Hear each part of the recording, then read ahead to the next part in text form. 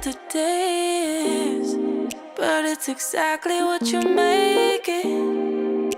So please don't go wasting, and I'll do the same, even if it's raining. How could I complain? And my feels got me feeling some type of way. You always free to take a break. Hope you feel what I felt. You gotta look after yourself. Sometimes it can get lonely, never living in the moment. When the sun is shining, hope that I'm reminded, like how the clouds keep changing. I'm always steady rearranging, going back to the basics of what a good day is. What a good day is. What a good day is. All right, y'all know what to do. And that's exactly what the It is that time. Y'all drop a 1 in the chat if you can hear me. Drop a 1 in the chat if you can see me. We about to go ahead and get right into it. We should be good. Woo-wee! I see y'all up in here. We looking crispy and clean on the screen. Welcome, y'all. It is Friday. Happy Friday to everybody that's in here. Welcome back to another YouTube live stream and another episode of the Music Morning Show. I'm your host, Classy Beats at classybeats.com. And we've got a shocking show today, a historic day. We are going to be watching and reviewing the official day 1 of the A$AP Rocky shooting trial. All right, of course, we got some breaking news for you as well. UMG and Drake are going back and forth, and now UMG responded to what's going on with Drake. So a lot of interesting things for you guys. Of course, it's going to be a long day, so y'all get ready for it. We're actually going to go backwards and get into the preliminary hearing that in the A$AP Rocky trial, and we're going to cover a couple things there, and then we'll go straight into the opening statements from today. So before we get into it, I gotta say what's up to the people, man. Shout out to everybody who's in here. Of course, my awesome, amazing Amy is in the building. Shout out to Amy up in here, always showing love. Michi's up in here with the first super chat of the day. She says with the 5 bomb, good morning, everyone. Happy Friday. Be blessed today. Like the video. It's free 99. And free Yak Gotti. Yeah, man. Free Yak Gotti. Can y'all type free Yak Gotti in the chat?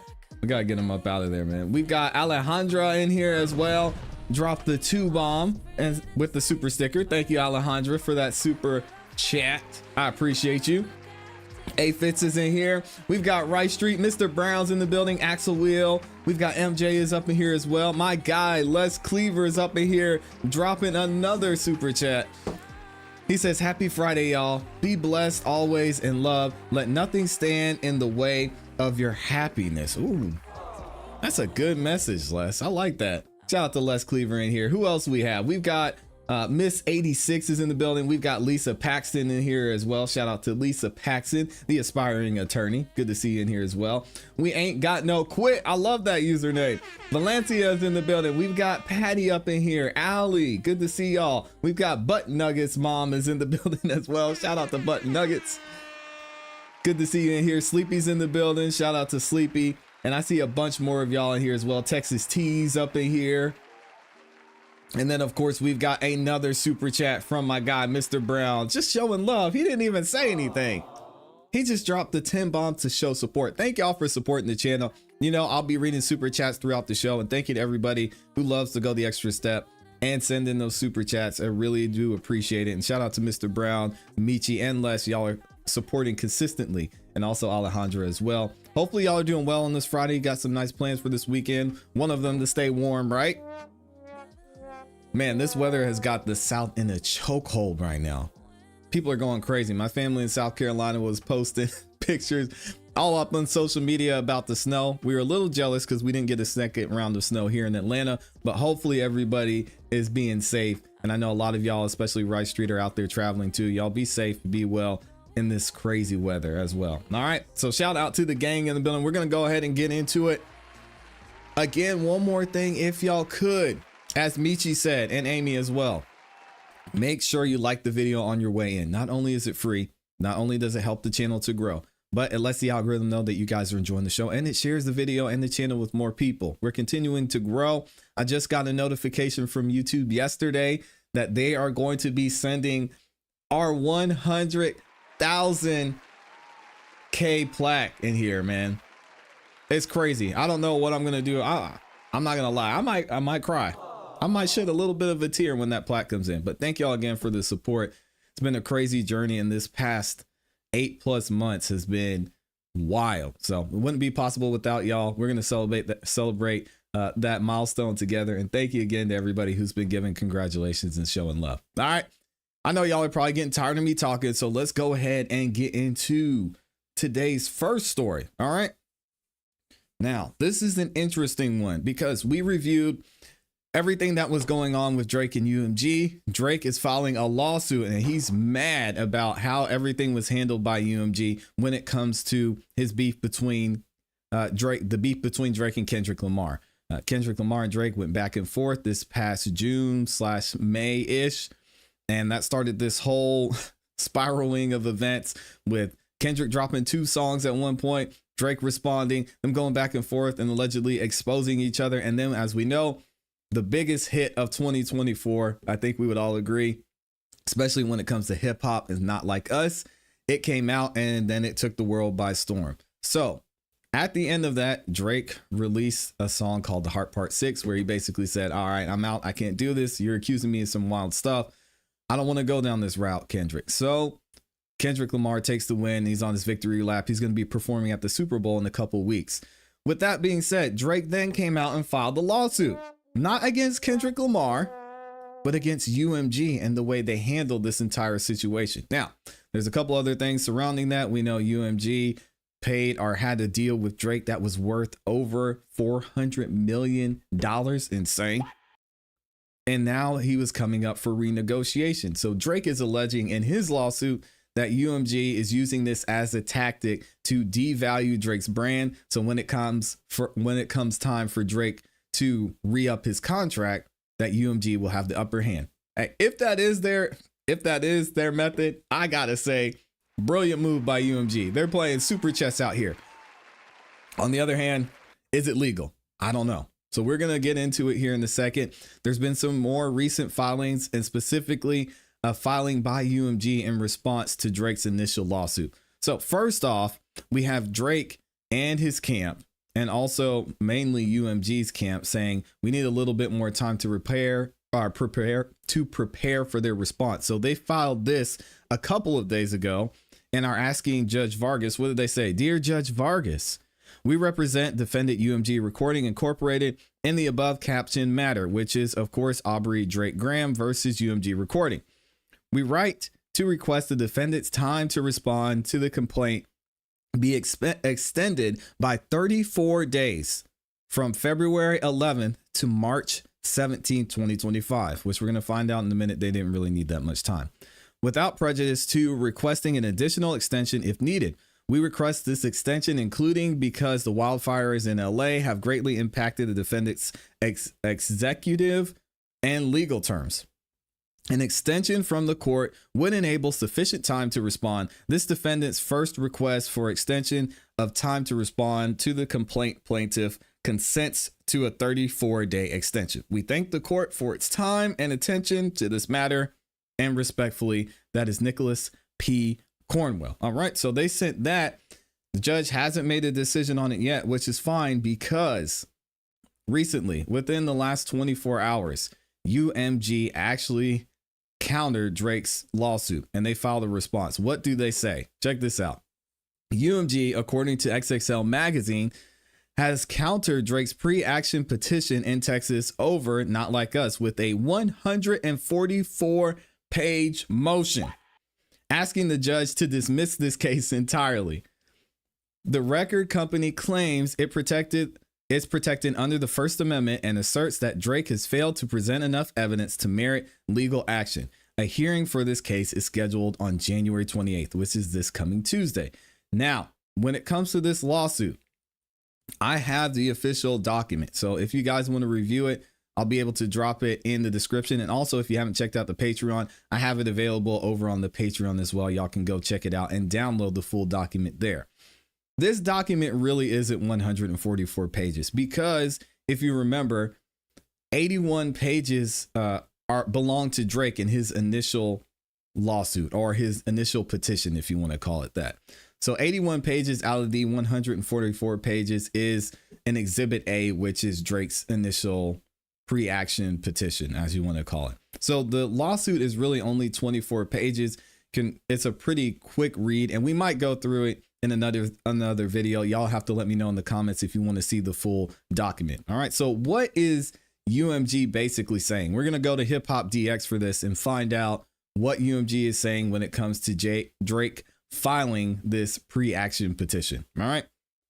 So they say Drake, UMG demands dismissal of Not Like Us petition over lack of evidence. So they basically say there's no there. And so what we have ultimately is that there is no evidence, none. Drake's legal battle with Universal Music Group could be set to take another dramatic turn as the music conglomerate has asked the Texas court to toss out the pre-action petition he filed against them in November. In a motion to dismiss filed in Bexar, I'm probably saying that wrong, Bexar County on Thursday, on January 23rd, UMG claims that the Toronto rapper, who is signed to them through Republic Records, has insufficient evidence to support his allegation that they engaged in payola to spread Kendrick's hit diss song. Now, you guys may or may not know, I'm very familiar with the industry. I've been in the music industry for a long time. I know how it works. And we've even seen with the DJ academics, him showing how the industry can use certain avenues to promote music.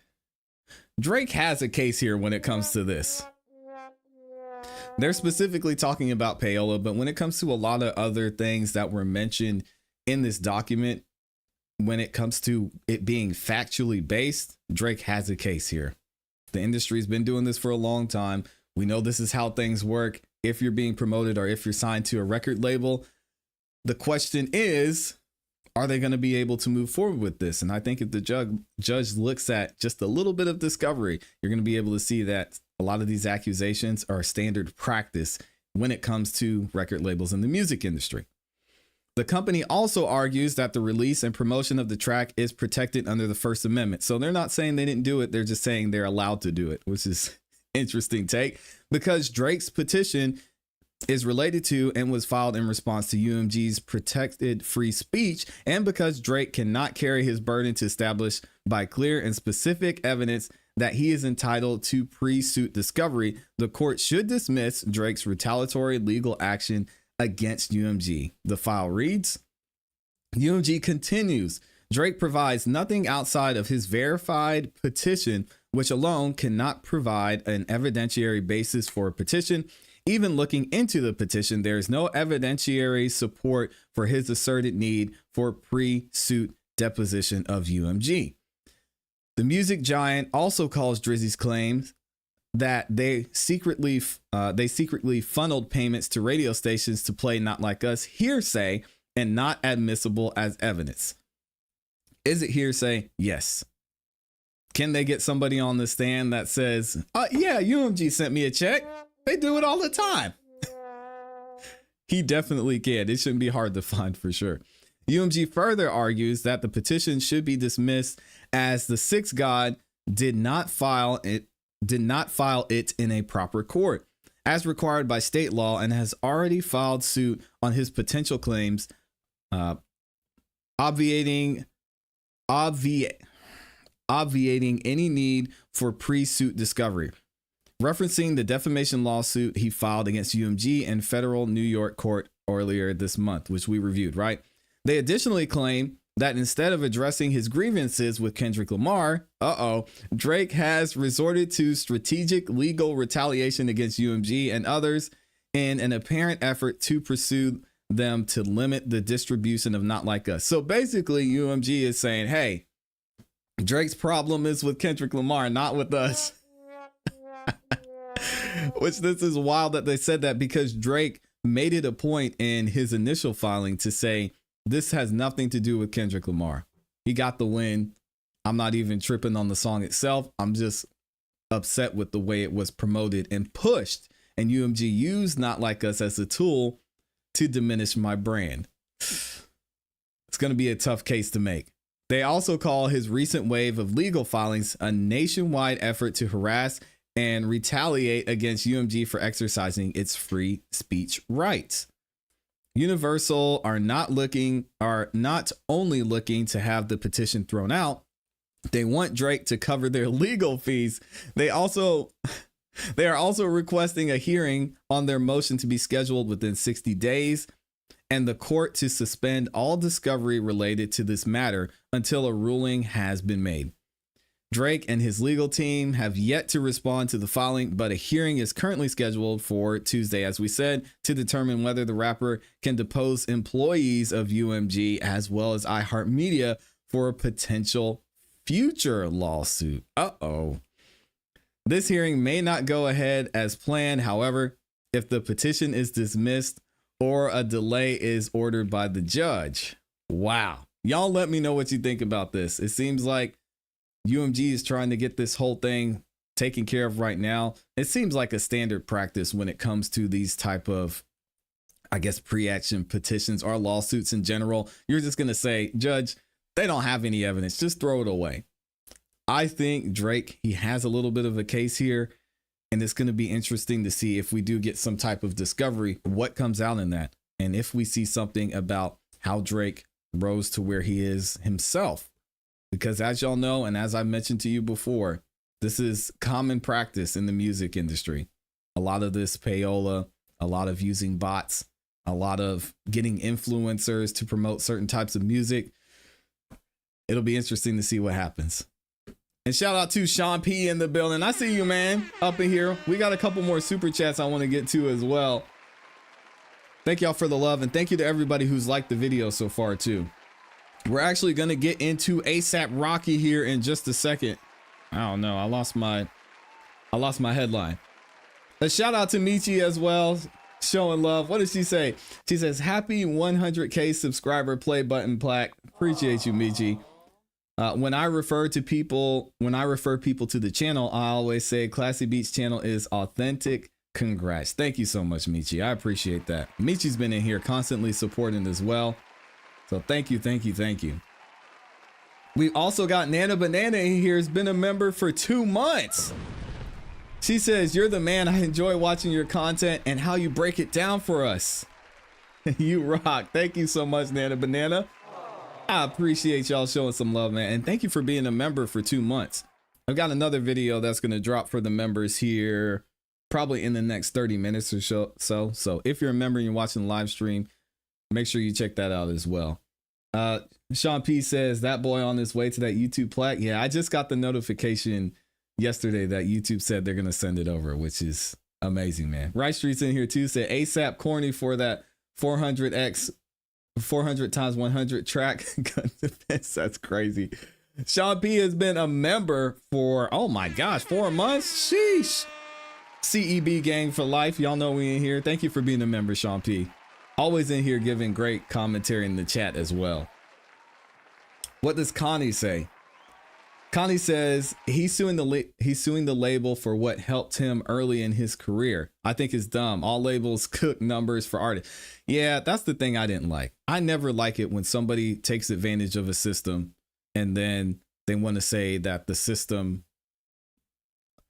abuses them now and they don't like how it works when the system stops working in their benefit. Like, come on, man. If you're going to play the game, play the game. You don't like how they played it, you got to deal with it, man. This is the road you chose to take. And a lot of people are saying Drake is committing career, well, I don't want to say the S word, but career ending type of behavior just because he's going up against UMG. I only think this can go two ways. Either Drake can win this and everything we thought about the music industry is presented to us and shown true, because we know this happens. The other thing that could happen is UMG gives Drake what he wants, which I don't really know what he wants at this point, and it goes away, or Drake disappears. But I don't believe, just because of all the accusations that Drake is claiming in in his lawsuit, other than the payola, which I think would be hard to prove, are well-founded, I don't see how Drake makes it through this. Because everything that he's saying, the music industry does. Influencers, bots, promotion, making deals with Spotify saying, hey, if you push this song a certain way, we won't charge you as much for the licensing fee. We know that happens. And now Drake is saying, yeah, I want to interview some of the employees at UMG and see if they knew what was going on. UMG is not trying to hear that. So they said in the response to one of Drake's other filings, Spotify backed out. They said, we don't want any smoke, Drake. Do what you got to do. We're sorry. It wasn't us. And UMG said they're going to stand 10 toes down. So it's going to be a lot to go up against the biggest record label in history. Rice Street throwing tomatoes for Drake. Dang, Rice Street. Show Drake some love, man. All right. I know y'all came here for A$AP Rocky, so we're going to go ahead and get into this in a second. Let me get this title set up for the opening statements. And then we're going to get into it. So what I'm going to do first is we're actually going to do a little bit of a rewind. So we're going to go back to the preliminary hearings. And I like to do this with trials, especially when we're starting it from the beginning, and just see how the defense is thinking. I want to see what the prosecution's thinking and how they're going to take this angle. Now, with us seeing the video, you would think things are straightforward. Now that the defense is saying that A$AP Rocky actually used a prop gun and he didn't point it at anyone, which we can't see that on camera, it may take an interesting spin here. So y'all check this out. Let's go back in time a little bit and see what they were saying during the preliminary hearings. So if you don't get this in Cincinnati, you are to be excluded at this time. The detective who's sitting next to me is going to be testifying. There is another detective who is one of the investigating officers who's present in court. I'd ask that an exception be made for her. What's her name? That's fine. Her name is Danetta, D-A-N-E-T-T-A, Menifee, M-E-N-I-F-E-E. That's fine. She was named as an IO previously. All right, that's fine. Call your next witness. My next witness is Detective Frank Flores. Flores or Flores? F-L-O-R-E-S. Thank you. You can stop this, sir. Please raise your right hand. Solemnly state that the testimony you're about to give in the cause contending before this court shall be the truth, the whole truth, and nothing but the truth, so help you God. Yes, I do. Thank you. So this is the detective that investigated the case. Sir, please state and spell your first and last name for the record. Yes, first name is Frank, F-R-A-N-K. Last is Flores, F-L-O-R-E-S. Good morning, Detective Flores. Good morning, ma'am. People, please. Thank you. Your Honor, I handed my exhibits to defense so they can go through them. Detective, would you tell the court what your occupation and assignment are? Yes, I'm a police officer for the city of Los Angeles. I'm currently a detective assigned to our robbery homicide division. Did you have the same assignment on November 6, 2021? Yes, I did. And how long have you been a police officer for? Just over 27 and a half years now. Woo, he's been in there. Were you one of the assigned detectives on this case? Yes. And do you remember the date that you and your partners were assigned to this case? Yes. What date was that? That was November 9th, 2021. Okay. Did you speak with Mr. Efron the day that you were assigned to this case? Yes, telephone. After you spoke with him, did you go to the location where the crime occurred at Vista Del Mar and Selma Avenue? Yes.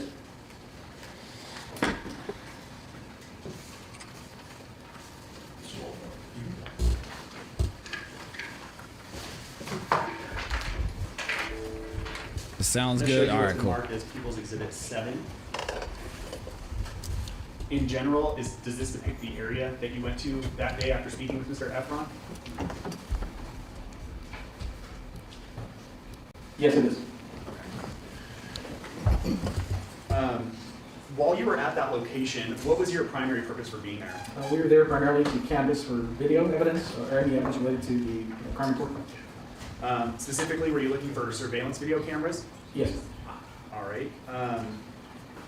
Did you observe any cameras that were mounted to the building at 6200 Hollywood Boulevard? Yes. And it might be easier if I use People's Exhibit 8.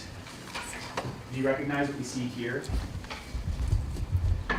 Yes, I do. Can you just describe for the court the building at 6200 Hollywood Boulevard? Hold on 1 second.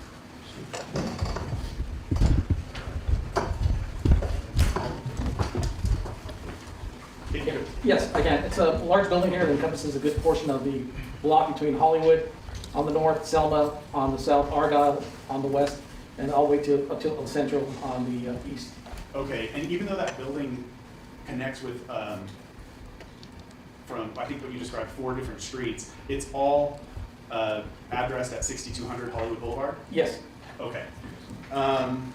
This is where the I shooting want to took first place. direct your attention towards the section of the building that's on Argyle Avenue.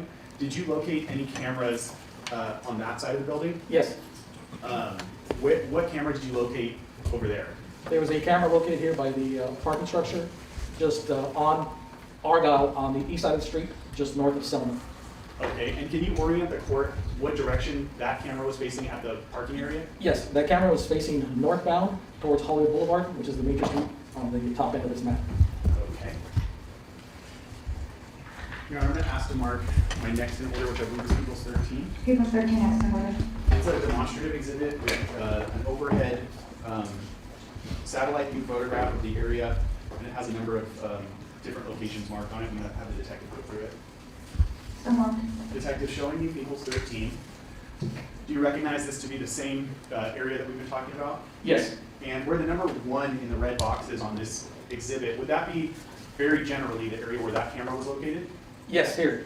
And would the green arrow with the triangle around it generally depict the direction that camera was facing? Yes, the camera was facing in the northerly direction. Okay.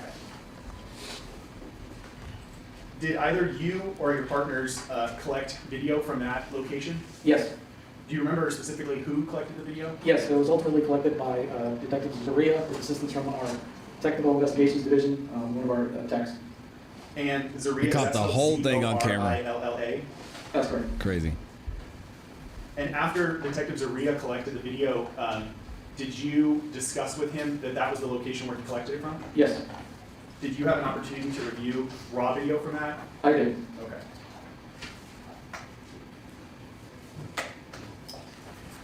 Okay, I'm gonna go, let's stay with that same building, 6200 Hollywood Boulevard. Did you collect any video from any portion of the video building along Vista Del Mar? Yes, I did. And would that be depicted on People's 13 here?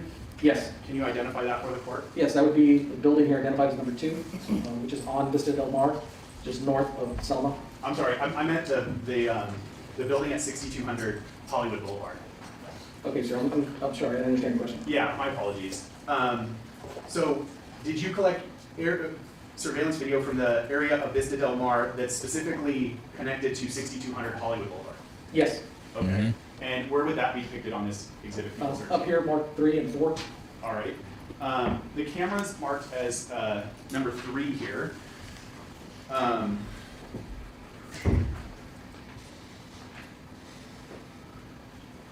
Were there 2 different cameras at that location? Yes, Can you describe for the court how those cameras were oriented?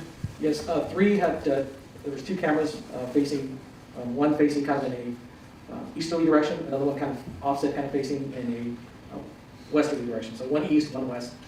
And then camera number 4 was a camera facing out from, I believe it was loading dock, facing out westerly onto El Centro, which is the first major street that goes up to Hollywood Boulevard, east of Argyle.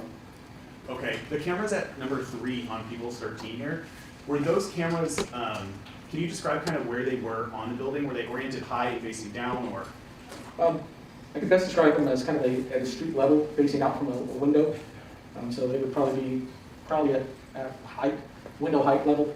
So Okay, when you say out from a window, behind the glass, in front of the glass? Yes, out from glass. Thank you. was that a private residence? Yes, Okay, so it would have been inside of the residence facing out towards the street? that's correct. And did you or your partners collect that video? Yes, Do you remember who it was that collected it? yes, that was collected by Detective James King. That was a video that was forwarded to him by a resident. And would that be K-I-N-G, how you spell that? Yes, K-I-N-G. And after Detective King received it, did he send it to you? Yes, he did. And did you have a chance to review the raw video from that? I did. Besides video, was there anything else collected at that location? from location 3 here? Yes. No, Did the cameras at location 3 also have audio? they did. Okay. You've already talked about the camera number 4. I believe you said that was above a loading dock. I believe Yeah, and Rice Street's asking some great questions in the chat, by the way. He says, who got hurt? 1, and were there shell casings? So you'll hear in this testimony that during their investigation, they found no shell casings. Now,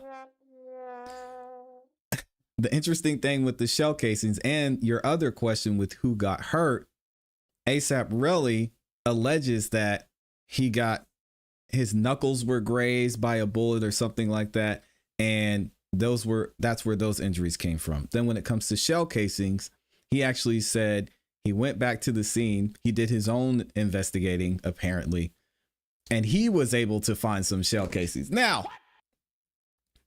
how that happens, we have no idea. There was no weapon recovered. They don't know that there was an actual shooting. We don't have any video footage of it, so keep that in mind. And thank y'all for the super chats. I'll be reading those as we go throughout the show. I believe it was adjacent to, or just above the loading dock. Okay. And which direction did that camera face? Primarily, it faced in a easterly direction. And would that have captured El Centro Avenue? Yes, captured the sidewalk and partial view of the street. Okay. Did you or any of your partners collect that video? Yes, How was that video collected? that was part of the overall video that was collected from 6200 by Detective Zaria with assistance. Yeah, it's Okay, wild. so essentially the same as camera number, what's labeled as number 1 on People's 13? That's correct. All right. And the And DA's did you office watch the brought the video from that charges, camera? of I course. did. Okay, lastly, I want to direct your attention to 1616 Vista Del Mar. Do you see that location depicted on People's 13 here? Yes, I did. And which location is that? That is mark number 2 here. Okay. Did you personally observe those cameras when you were canvassing for video? Yes, Were you able to actually watch the video at that location? yes, I was. And ultimately, did you or your partners collect that video? Yes.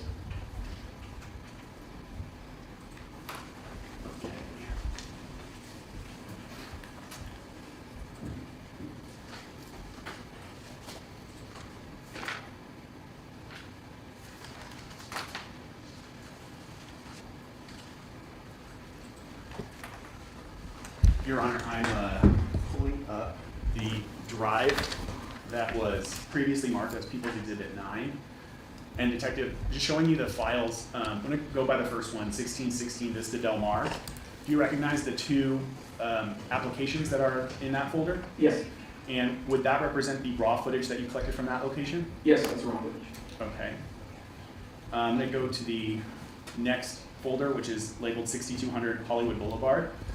And in this, there are 3 folders labeled camera 1, 2, and 3. I'm just going to open camera 1. Would this represent the video that you received from the location number 3 on People's 13? Yes. Okay. He got a Nerf gun shell casing. And lastly, Oh, man. the third folder is labeled 6200 Hollywood Boulevard -WNPM. Would this represent the video that you collected from locations 1 and 4 on People's Exhibit 13? That's correct. That's the video that was collected for those locations. Okay. Now I'm going to play the combined video. Okay, now here we have the videos of the And Your Honor, I'm shooting. just going to play it Alleged in its shooting. entirety, and then I'll ask Excuse me. follow-up questions. What is this exhibit? It's still People's 9.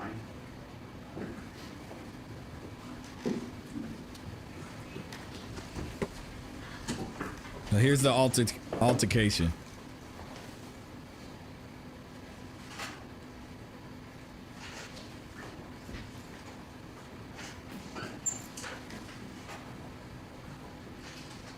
All right, now, there's where we run into a problem. We saw this earlier. This is gonna be an issue right here. Y'all see that? Whatever it is. That's tough.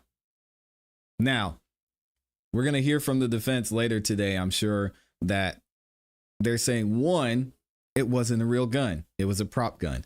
And 2, ASAP Rocky never pointed the gun in anyone's direction or at anyone, which, as we can see from this video, it looks like that might be true.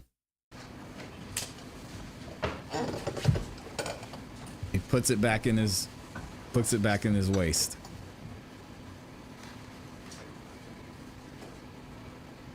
And let me just say, when you're worth this much and with someone who's worth that much money, why are you doing dumb shit like this? Why? I will never get it. But hey, it's the culture, I guess.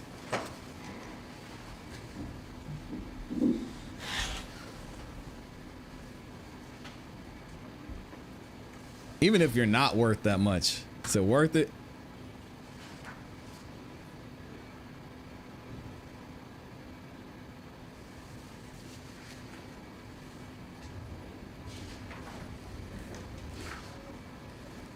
It's a very blurry video.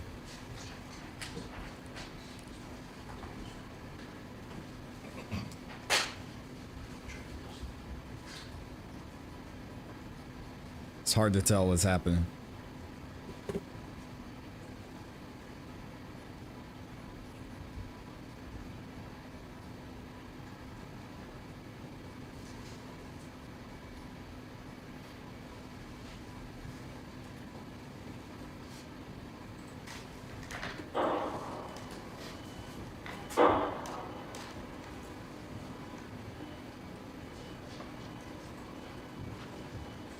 And you can hear the gunshots there, the alleged gunshots.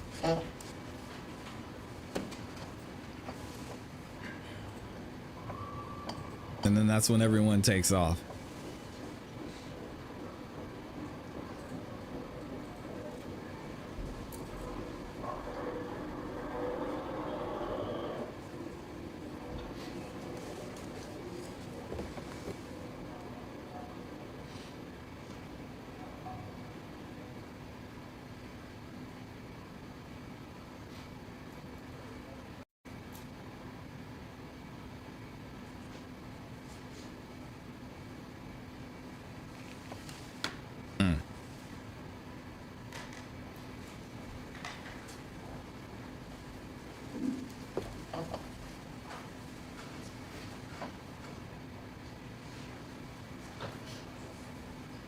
I hope it was worth it, man. This guy's facing 24 years. But 10 to 12, really. Crazy.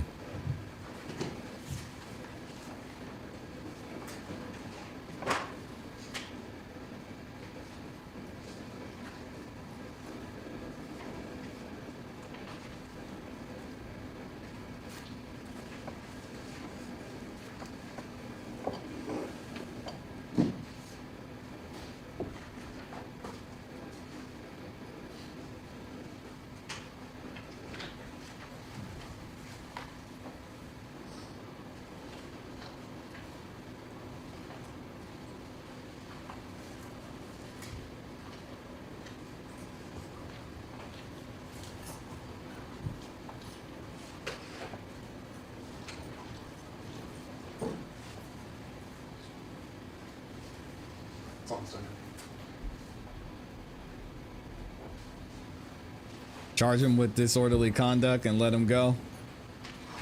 All right, detective, do you recognize each of the clips? Well, yeah, the issue comes with, I mean, at least battery at the bare minimum. But if he says he didn't point the gun, then maybe he could get away with it. I don't know. This is Played in tough. that combined video to be clips that were collected from the various locations that you previously described? Yes, I do. The last exhibit, Your Honor, is It's tough. 6 pages. I've asked to mark it as People's 14 A through F, and I'll staple it at the conclusion. So what? Next in order. No, but I can send it to you. Were they previously sent? No. Mr. President. One second, sorry. These are all just still images collected from the surveillance video. The surveillance video as a whole was turned over to defense counsel There's nothing novel or new about the, Why don't you show it to Well, you him? know, I've seen them, it's okay, it's fine, it is from the video, it's not that, we have the video, but if an exhibit's being entered into evidence, and like copying it, we're using standard operating procedure, so those are still shots from the video, and we should have copy of it, so, but we'll proceed, we'll find out, I'm familiar with it. Do you wish to review them briefly? I did earlier, same course sometimes, so we're ready to go. I appreciate And that. that is Joe Tacopina. And that is ASAP's attorney. And y'all see ASAP sitting back there. okay, I'm gonna get his name right one of these days. detective showing you people's 14A. Do you recognize what is depicted in these 3 photographs? Yes, And what is that? that's the angle of the video, stills from the video on our Uh-oh. side, just north of Selma. That was taken from the adjacent parking. And that captures video of somebody holding a gun, his left, appears to be left hand. Okay. From your investigation, were you able to identify who that person is? Yes, Who is that? Rakeem Myers. Okay. I'm going to show you 14B. This one has 2 photographs that are individually labeled, correct? Correct. Do you recognize where each of those photographs came from? Yes, I do. And the photo on the left, where is that from? That's Gun's from not the pointed at anybody, all right. Onset on Argyle, just north of Selma, at the parking entrance. The one on the left, the one on the right is the loading dock of El Centro, just kind of north of Vista Del Mar. Okay. And consistent with what you said previously, would this also depict the defendant, Mr. Mayers? Yes, All right. Specifically, the detailing on the hood of his sweatshirt? yes, consistent. Okay. Next is 14C. Would you agree the photo on the left came from the same parking entrance and the photo on the right came from the same loading dock area on El Centro? Yes, it's all video there. Yes, it is. Okay. And specifically in this, just highlighting the design of the chest area of the sweatshirt? Yes, Okay. I'm gonna move on to 14D. I'm gonna only direct your attention to the photographs on the right, which is labeled as C on people's 14D.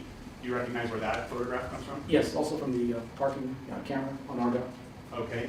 The person on the far right-hand side in this photograph, were you able to identify who that was? Yes, Who is that? that's Gerald Efron. The victim? Correct. I'm sorry, on the far right, you said? Yes. Yeah, and I should clarify, Your Honor, on the far right of the photograph, which is also on the far right, people C. Thank you. Okay, detective, directing your attention to Yeah, don't do that in California, Rice Street. E. Do you recognize where these photographs were taken from? Yes, I do. All right, the left, would you agree it's from the same parking entrance, and the right would be from the loading dock on El Centro? That's correct. All right, but the only addition on the left is being the box around the person who's partially depicted? Yes, the person in the red jacket. Okay. Cool. And through your investigation, were you able to identify who the person in the red jacket is on the far right in People's 14E? Yes. Who is that? Janelle Phillips, Also known as 12E? ASAP 12. Okay. And lastly, 14F. Do you recognize where each of these 2 photographs came from? Yes, The left being the parking area and the right being that area on Vista Del Mar? correct. Okay. Were you able to identify who the person depicted in each of these photographs is? Yes, Who is that? the Elijah Longer. He said, never Would mind, be that's also known him. as ASAP Hills? Correct. Okay, That's him. thank you. I don't have any other questions for you, Your Honor. Thank you. Cross, please. Yes, All right. we're gonna, connect this to the computer to the, That's fine. Now we get to the fun part. I only have one. Now we get to cross-examination. And Detective Flores, good morning. ASAP Rocky's attorney goes in. This man, he's going to be up there for a minute. So if y'all haven't seen this, check it out because it gets interesting. Before we get into a series of questions I'm going to ask you about regarding how you establish probable cause in this case, I want to really just pick up where you left off with these photographs. You were asked by the prosecutor about 14A, which was the picture that appeared, as the usual word appears, to be holding a gun, where Mr. Mayer appears to be holding a gun. Do you recall that? Correct. Okay. Now that gun or whatever it was not recovered, correct? Correct. It was not tested, obviously. It was recovered with- So you're not sure if that's an operable gun or a non-operable gun or whatever it is. I don't have the tester to tell you. Right, so you're not sure if it's operable or inoperable or even a weapon, correct? Without having it, I can't tell you whether it's operable. Right. Okay, so you were assigned to this case on November 9th, 2021, along with Detective Camacho and Detective Menifee. That's correct. And as a detective assigned to this case, you're familiar with all the police reports generated in connection to this case. Correct. Okay. And you know, because the police reports are relied on at hearings like this and trials down the road, as a case detective, you want to ensure that those reports are as complete and accurate as possible. That's correct. And as a case detective, you spoke to other officers with knowledge about this case as part of your investigation. Yes. And you also retrieved and reviewed video recordings pertaining to this incident. Obviously, you just saw them. That's correct.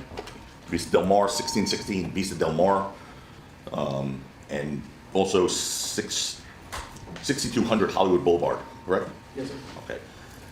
And you retrieved those, the Vista Del Mar, I think, on November 9th, 2021, and the Hollywood Boulevard one on November 18th. Correct. On November 8th, law enforcement received 2 9mm Luger shell casings from Terrell Efron. Correct. And at that time, Mr. Efron claimed to Officer Anderson that Mr. Mayer shot 3 or 4 rounds at him. The object is multiple layers of hearsay, Your Honor. Sustained. Okay. Do you know what Mr. Efron claimed initially when he spoke to the police about how many rounds were shot at him? The object as to lax foundation, and again, calls for multiple. That's a tough one. He's the, Sustained. okay, he's the detective testifying. Right, but he's only testing, he can only testify to one layer of hearsay via Prop 115. Okay. Did you ever speak to Mr. Efron, you, about how many shots he claimed were fired at him? I did. And what did he say? I don't recall exactly, but I believe it was 3 or 4. 3 or 4, okay. And he Which also wasn't claims that true. after this altercation with Mr. Mayers, he, Mr. Efron, returned to the scene about an hour later and picked up 2 shell casings from the sidewalk area, I believe it was the sidewalk and street area as he described it. Yes. right where the incident was, right? Roughly as he described it. Okay. And you know that Mr. Efron made this report in person to the LAPD on approximately 7:20 p.m. on November 8th, 2021. Objection, the same objection calls for multiple levels of hearsay. Not on that? The court's looking at it. Yes, sir. Okay. And on that same day, November 8th, 2021, law enforcement asked if latent print unit could conduct a fingerprint analysis of the casings provided by Mr. Efron. Objection, lax foundation, calls for speculation. Sustained. Rephrase your question, please. Sure. Did you or any of your brother or sister officers in this case request latent prints be done on those shell casings? Same objection based on the following question. Court's allowing it. Yeah, I that's did tough. not, I'm not sure if we requested prints or the casings just be testified or compared. Okay. Well, you're familiar with all the reports in this case, right? Yes. And you're here testifying at the preliminary hearing on behalf of the LAPD. Correct. Okay. Why don't you take a look at, you know what, I'm gonna, Your Honor, just to speed this along. We have a book, next book. Your Honor, the court's permission, I'm gonna just provide the detective with the book of the exhibits I may use during this examination, so we can just have it in front of him, okay? That's fine. Okay. Do you have a copy, Mr. Gonzalez? These are all the reports. Hope they fix that mic. That mic is rough. He actually does have a copy, yeah. Thank you.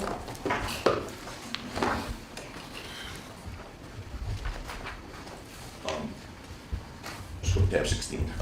Take a look at that report. First of all, you're familiar with that report? Yes. Okay. And does that report indicate that the shell casing was sent off for latent print analysis? Yes, it does. Okay. And when they're submitted, or just Good clear, question, when Ashley. something's submitted for latent print analysis, detective, that's to determine if there are fingerprints on it, right? Yes. And those shell casings were actually submitted to the fingerprint analysis lab about 2 weeks later on November 23rd, Correct. right? Here we go. And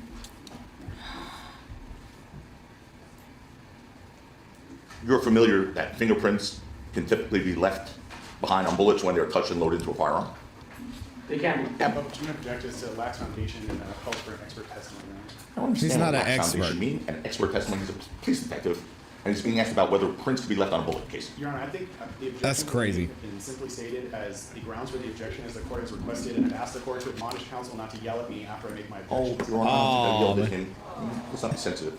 Not yelling, I'm just responding to his objection. Thank you, but there are no speaking objections, and if you should be heard after there's an objection as He the said court he's sees, being The sensitive. court's going to allow it. Based on his years of experience as a homicide detective, I think he can opine as to whether or not there are prints may be left behind on shell casings. He said he yelled at me. Possibly, yes. Thank you. Okay, thank you, Your Honor. Oh, In any event, the man. latent print unit completed its fingerprint analysis on November 23rd, 2021. Correct. Okay, and basically, after examining the casings provided by Mr. Efron, law enforcement lifted 0 fingerprints off of them. That's correct. Okay. So there were no fingerprints of anyone on those shell casings. Nothing usable. I'd like to ask you about the DNA in this case. You secured a search warrant to obtain DNA swabs from Mr. Mayers. Correct. And in order to obtain That was a great question. that search warrant, you was sworn to a judge that DNA from Mr. Mayers was, quote, clearly necessary for analysis for probable cause purposes as well as evidentiary purposes. Correct. And after getting the search warrant for Mr. Mayer's DNA, you took samples of his saliva with 2 swabs on April 20th, 2022. Yes, there's swabs taken. Okay. And by the way, it's Exhibit 17 if you just want to Correct. look along. Okay. And although you affirmed to a judge that DNA was clearly necessary as part of this case, law enforcement never submitted anything for DNA analysis, right? Correct. Uh-oh. Well, why would you swear to a court that it was clearly necessary to have his DNA and then not submit anything for DNA analysis? Well, we request a reference app to have in the event that at some portion of our investigation, that there is an item that's recovered, i.e. the gun, or some other evidence related to the case that we can, at that point, compare to. So it's with the understanding that we have the potential to recover some item of evidence that we would, at some point, request a comparison against. So it was possible. Correct. Okay, so, I mean, you would agree that's a little different than telling a court that it was absolutely necessary for analysis for probable cause in this case. Objection argumentative. What? Well, it's not relevant.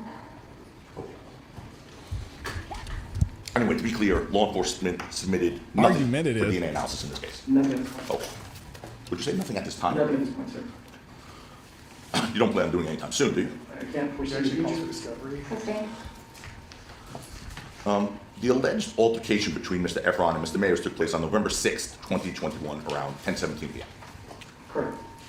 And in particular, Mr. Efron claimed he was shot at the corner of Vista Del Mar and Selma. Yes. And according to the video footage obtained from 1660 in Vista Del Mar, the physical altercation lasted about 25 seconds. Roughly, thereabouts. Okay. And again, section report number, or exhibit number 22, if you need to see it, but in any event, it's roughly 25 seconds, correct? Yeah, the judge isn't giving them Roughly from my anything. memory. Okay. And you were here, obviously, on November 8th, when the prosecutor was sort of asking questions of the witness and making statements in court. You were here the last court appearance, correct? I was in and out of courtroom, but I was here. Okay. Were you here when the prosecutor stipulated that Mr. Efron returned to the scene of the altercation at 11:09 p.m., 52 minutes after leaving? Your Honor, if I could just clarify, that stipulation was later withdrawn, sir. That's not my question. My question was he here when he agreed to the stipulation? Again, I was in the middle of making my objection. You were. Counsel spoke over me.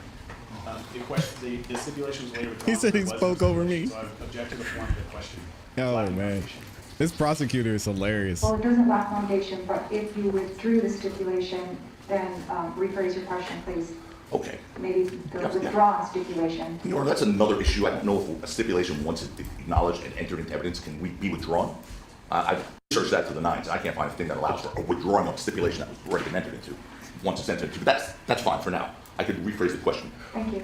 Were you here when the prosecutor initially stipulated that Mr. Efron returned to the scene of the altercation at 11:09 p.m., 52 minutes after leaving it, before he subsequently tried to withdraw the stipulation? Were you here when he first stipulated to it? And I would object that it's irrelevant.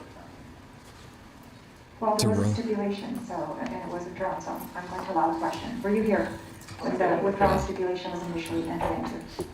I don't recall hearing that. Thank you. Okay. Now,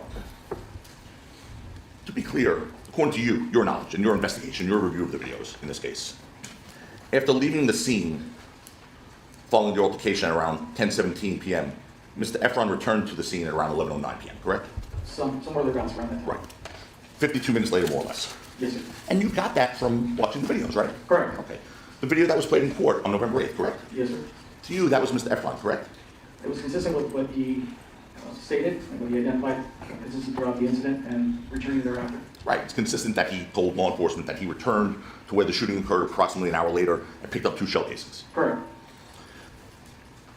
This will be And interesting. according to that video, after returning to the scene, Mr. Efron leaves at about 11 p.m. Roughly thereabouts. He's there for a couple minutes. Okay. Now, consistent with all the video footage recovered by law enforcement in this case relating to this incident, that's the only time that Mr. Efron returns to the scene that day. As far as from the video that I observed and we recovered, yes. And you observed all the video in this case. That was recovered, right? Correct. Okay. Before Mr. Efron returned to the scene some 52 minutes later, after the incident, law enforcement had arrived, correct? Yes. Okay. In fact, the police arrived at the scene at about 18 minutes after the incident. Yes, roughly. Okay. And the police were at the scene for approximately 10 minutes, more or less? I don't recall the extent of the time they were there for a few minutes. Okay. So you don't know how long they were actually at the scene for? I can tell you exactly. Okay, you watched that body cam footage, right? Yes, I reviewed Okay. it. And while they were there, the police searched the area of the altercation. You saw that in the body cam footage, right? Yes. Okay. And there were at least 7 officers there? I don't recall how many officers were. Multiple officers? There were more than 2, yes. Do we have that body cam footage ready to go? Okay, Your Honor, I'm gonna mark it says It's still defense exhibit E. It's still defense exhibit E. And it's identified, Your Honor, it's identified on exhibit E as shots _fired _NEOC. Thank you. Detective, instead of trying to harken back on your recollection, let's just take a quick look at that video, okay? Okay. Let's see the body cam. And specifically,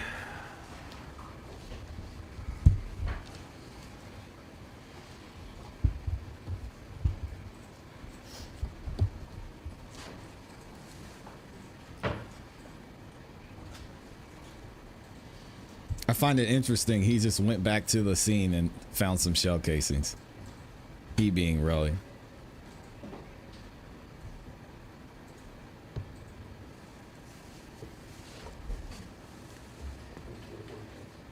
Just say it for the record. Your Honor, the time noted on the upper right-hand portion of the screen is 22:40:43. Thank you. Okay, so that's only a portion of the body cam footage, as you know. Well, right there, you can see how many officers? Looks like at least 6. At least 6. Plus the person who's working on.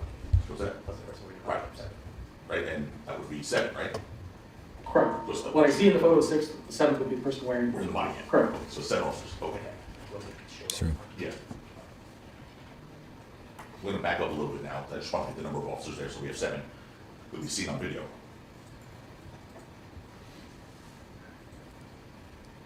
And the time reflected here, Your Honor, is 22:35:57. Thank you. Now, again, this is about 18 minutes after the incident. You have 7 officers on the scene, and what are they doing on the scene? They're canvassing, looking down towards the ground. With what? Flashlights. With flashlights, Correct. right? And they're searching for something, right? Correct. What do you think they're searching for? Any evidence? Okay, let me not, I'll withdraw that. What are they searching for? And Your Honor, the video would speak for itself as far as how many officers there are at any given moment. Oh, come Well, on. it does once it's shown. Right. I'm sorry, what was your last question? What Jeez. is it canvassing for? What are they searching for? Objection calls for speculation. Sustained. Okay. Anyway, you see, let's do this. Let's be specific. You see the officers walking around the scene where the alleged incident was with flashlights on the ground, correct? Correct. Not up in the air, not in houses, on the ground, Correct. indicating they're looking for something on the ground. Yes. Okay. And it stopped at 22:36:58. And with that, Your Honor. Okay, thank you very much for your patience on that. Law enforcement did not locate any casings or signs of a shooting during that search. That's correct. Uh-oh. And despite there being at least 7 officers who responded to the scene, not one officer took any notes or prepared any reports regarding that response. Objection calls for discovery and relevance. Relevance? What's going to allow the detective transfer? No, there were no reports other than their daily log of the officers related to calls that are generated from the responding to radio calls. Right, so that's a logbook where they say we're responding to cell note or whatever. Correct. Okay. Do you know why no reports were generated? Do you know? I don't believe they encountered any of the victims or any of the direct witnesses to the crime, so there's nothing to document at the time. Okay. So after they left, after the police left, Mr. Efron then returns to the scene at 11:09. Correct. And as shown on the video, Mr. Efron, without a flashlight and by himself, supposedly located the casings within 2 minutes. Correct. According to him. Within the period of time that he was there. I'm not Right. sure exactly 2 minutes or what the time was, but Short period of time, right? correct. According Makes to him. no sense. And while there, Mr. Efron claims he videotaped the shell casings. Objection, it's not a question and Not a question. relevance. Well, I think it was a question. Everything I'm doing is a question. There's a question mark at the end. There was, I believe there was a video that you showed, wasn't there, Yes. of the shell casings in the street? Yeah, my understanding of what Mr. Tacopino said was Mr. Efron claimed he shot a video at the location. There's no question there. That's a statement by Mr. Tacopino. Okay, hold on. Mr. Efron claimed to have shot a video at the scene of the shell casings. Correct. Was that a question? Counsel, I'm not going to allow you to engage in that conduct with Mr. Prezonik. Come on, Joe. Respectful, Your Honor, from Mr. Well, I President. think Come you on, need to be Joe. respectful both to you and to the court. Well, So, suggest that wasn't a question. and you just interrupted the court, so And I you're clearly apologize. not being respectful of the court right now. You're right, so I go ahead. apologize. Yo, Joe is getting pissed, man. He's sick of this guy complaining. Was that a question? Yeah, you can't do that. Come on, Joe. You're better than that. Respectful, Your Honor, from Mr. Well, I President. think he was being respectful both to you and to the court. Well, So, suggest that wasn't a question. and you just interrupted the court, so And I you're clearly apologize. not being respectful of the court right now. You're so right, I go ahead. apologize. Come on, Ask Joe. that you tone yourself down, way down. Sure, way down. Thank you. Next question, please. Well, now that I made that question, could I have an answer? You can answer. Thanks. Yes, there was a video that I reviewed. Again, that Mr. Efron claims he took at the scene of the shell That's casings. crazy. Okay, thank you. What's up, Co? Y'all saying Joe is Law raging. enforcement recovered 2 portions of a video from 1616 Vista Del Mar. Right? Two files, Yeah, correct. right. The first one starts at 22:10 and ends at 22:30 and 01, meaning it starts at like 10:10 p.m. and ends at 10:30. Correct. And that's the video portion that captures the altercation itself. That's correct. Okay. And the second portion of the video starts at 2300, meaning about 11 p.m., and ends at 23:19:59 seconds, meaning around 11:20. Yes, Okay. And that's the portion that captures Mr. Efron returning to the scene. that's correct. What law enforcement did not recover and preserve, however, was the video in between those 2 portions, meaning the video from the scene from 1616 Vista Del Mar from 10:30 p.m. to 11 p.m. Correct. Okay. And that video would have shown the police responding to the scene, for example. Yes, It also would have captured any other person that may have appeared on the scene after the police left, yes. before the 11 p.m. video. Correct. Okay. And because you don't have that missing video, you don't know if anyone, including Mr. Efron, came back to the scene during that 30-minute window between 10:30 and 11 p.m. That's correct. Did a good anyone point. from law enforcement, to your knowledge, ever watch the video from 1616 Vista Del Mar that would have covered the period from 10:30 to 11 p.m.? Yes, So someone watched it? yes, Who, you? yes. But you didn't recover it? And there was nothing there to recover. Was any? There was nothing there that I saw that was capturing anything related to the crime. So you, well, What? Cat Not Williams is in here to ask about the McDonald's. Don't do that, Cat. Shout out to Cat Not Williams, man. Y'all go show her some love. Yo, this is crazy. So he said, I reviewed the video. Okay. Joe says, okay, that's cool. You reviewed the video. What happened with the video? Was it recovered? No. Why didn't you recover it? I didn't think there was anything important there. What? Oh, McDonald's 2.0.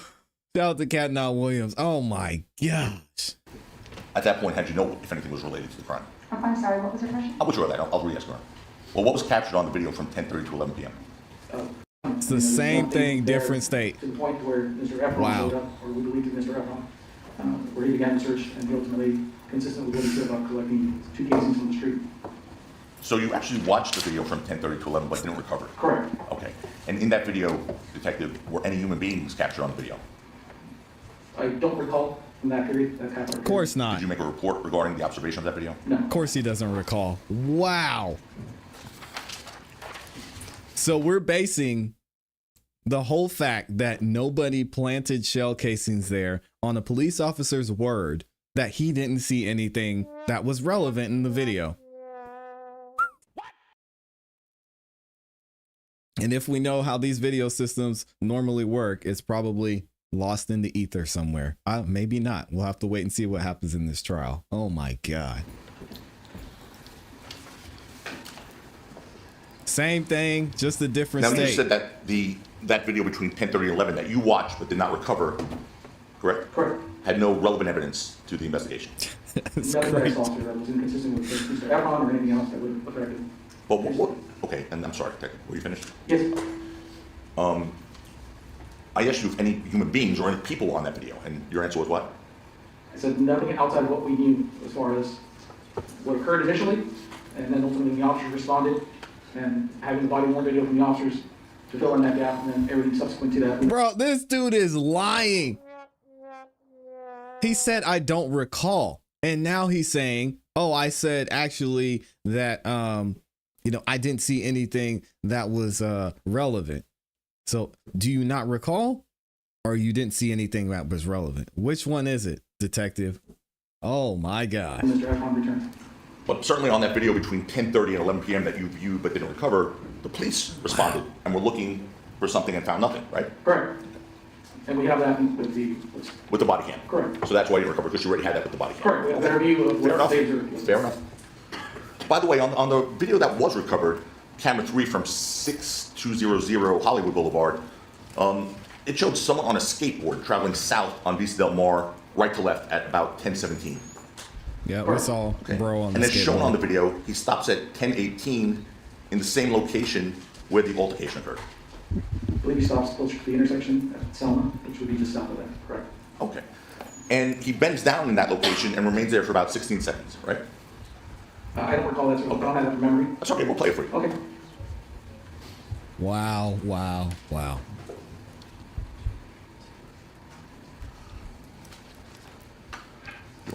Your Honor, while we're teeing this up at some point, could I just have a 2-minute break? Question? Yes, is this also from defense F? Your Honor, from Defense Exhibit E, and for the record, it is identified on that thumb drive is the magic video that ends with the digits 3000. Thank you. So do you wish a moment now or after the viewing of the video? Maybe let's view the video first and then I'll just need 2 minutes. That's fine. Thanks, Your Honor, I appreciate it. The Okay. judge said, don't get an attitude with me. Joe. Shout out to Joe. Joe Tacopina. Leonard, do you mind if I approach you so I can read the timestamps? That's fine. For the record, it's 22:17:51 right now. And it's like Want to go to 22:36? 22:18:04. Oh, okay. And here it comes.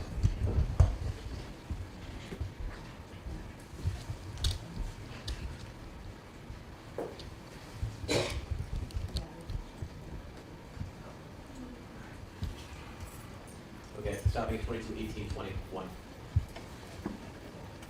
So we'll take a 5-minute break Thank you, Your Honor, I appreciate it. and recess for 5 minutes. Rick. Of course. So as shown on that video, Detective, you see the skateboarder stop at about 10:18 in the same location, close to the same location where the altercation occurred.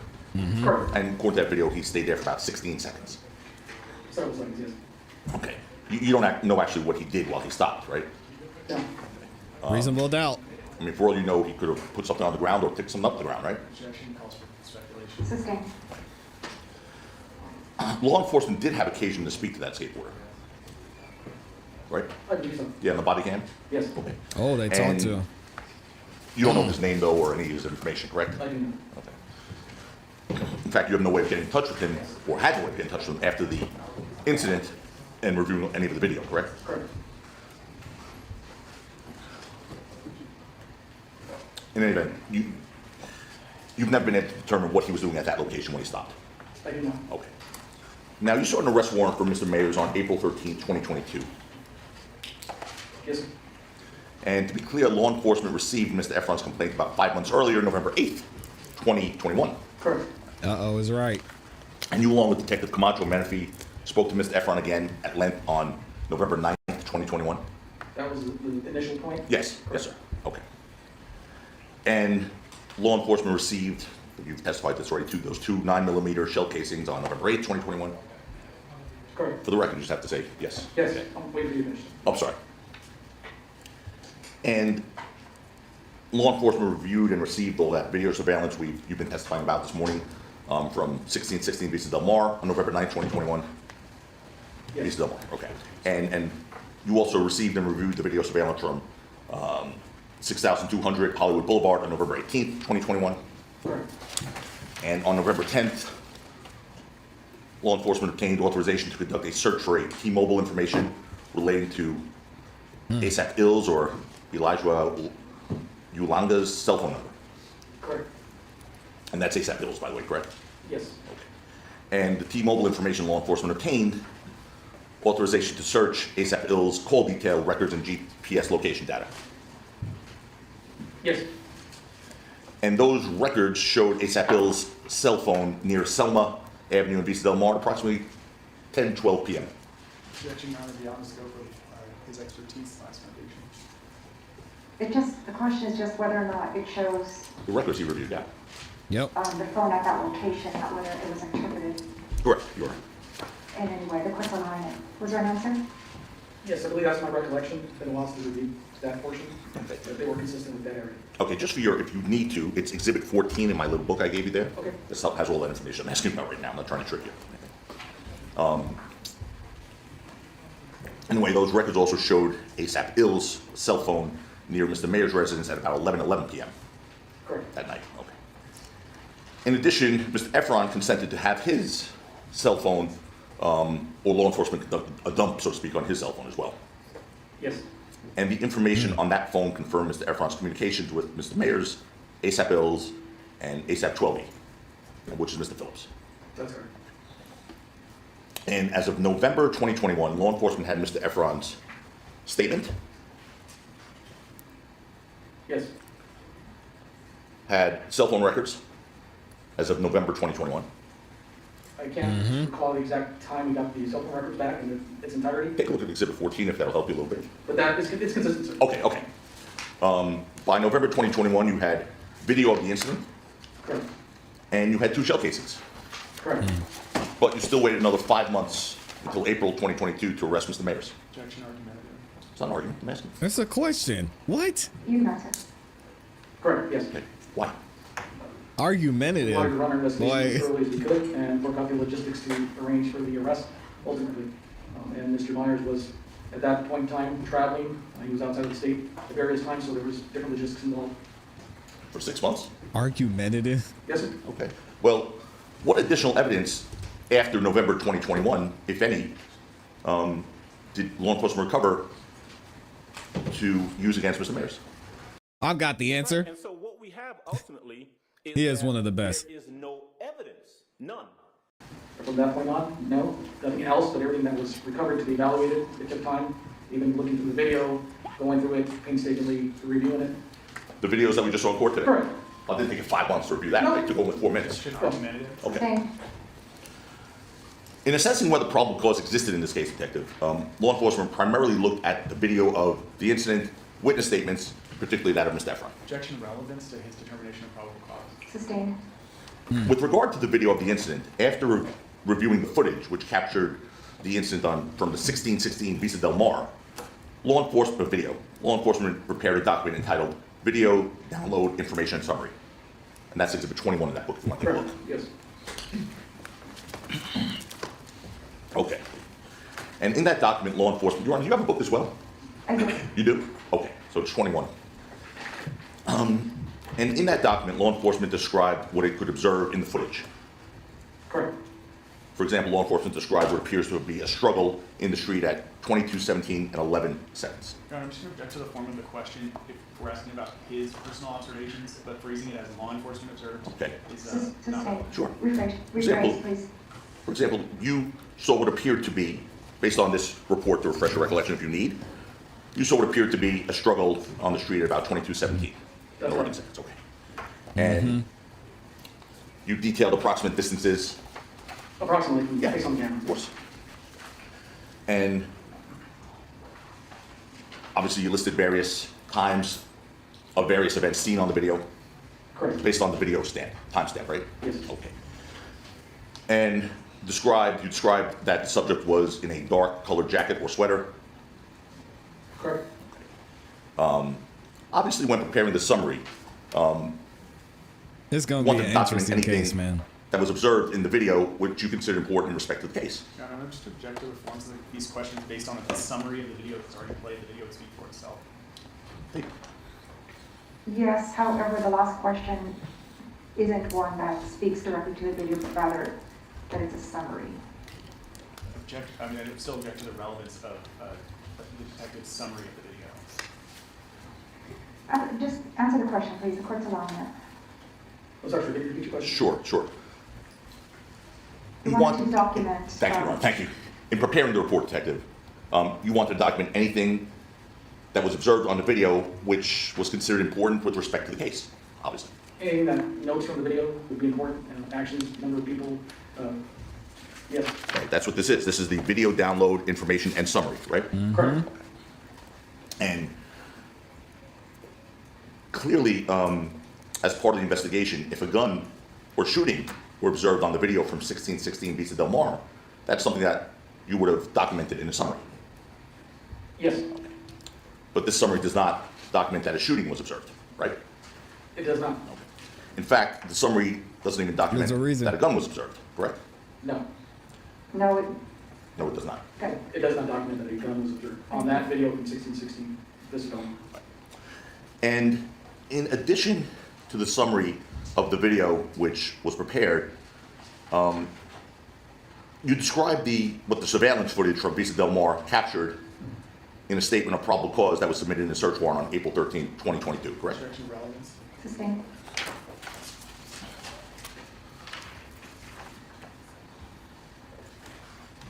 Your Honor, I don't know if I could ask this. I'm not trying to run afoul of the court's question, but I'll ask, court's ruling, but I'll ask it. If you want me to move on, I will. In connection with the search warrant affidavit, you wanted to lay out as many facts as you could to establish probable cause. Objection of relevance. Sustained. Okay.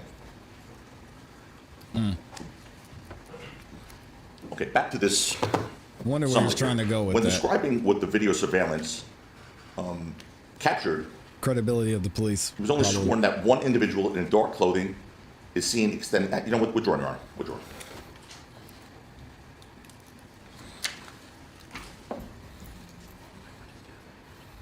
Michi said he literally can't ask a question without an objection. Yeah, typical One last question on prosecutor behavior. In the search warrant affidavit, you did not say that the video of the incident even showed anyone probably firing a weapon, correct? And that specific video, no, No. And that's the video where the alleged firing happened, right? that portion. Right.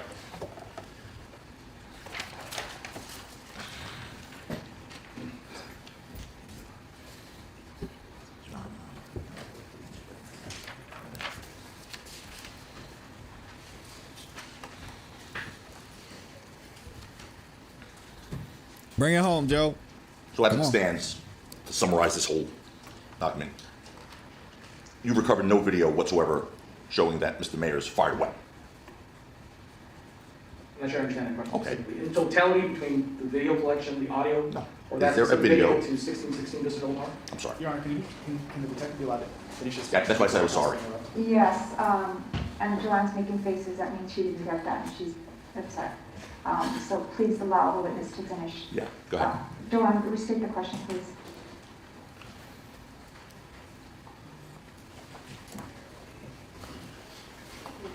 Is there a video? No, it's as two it stands, felonies. in summary, He's charged with we two see felonies no right straight. video showing the defendant firing a So weapon. as it stands, to summarize this whole document, we recovered no video whatsoever showing Mr. Mayers fired a weapon. Answer, please. Yes, ma'am. And specifically to relate to 1616, there is nothing clear that shows it. Collectively, my opinion, I'm not asking for your opinion. Okay. I asked you a very specific question. specifically 1616, nothing that definitively shows. Right. And in fact, that's where the alleged shooting happened on that video, right? That's correct. Okay.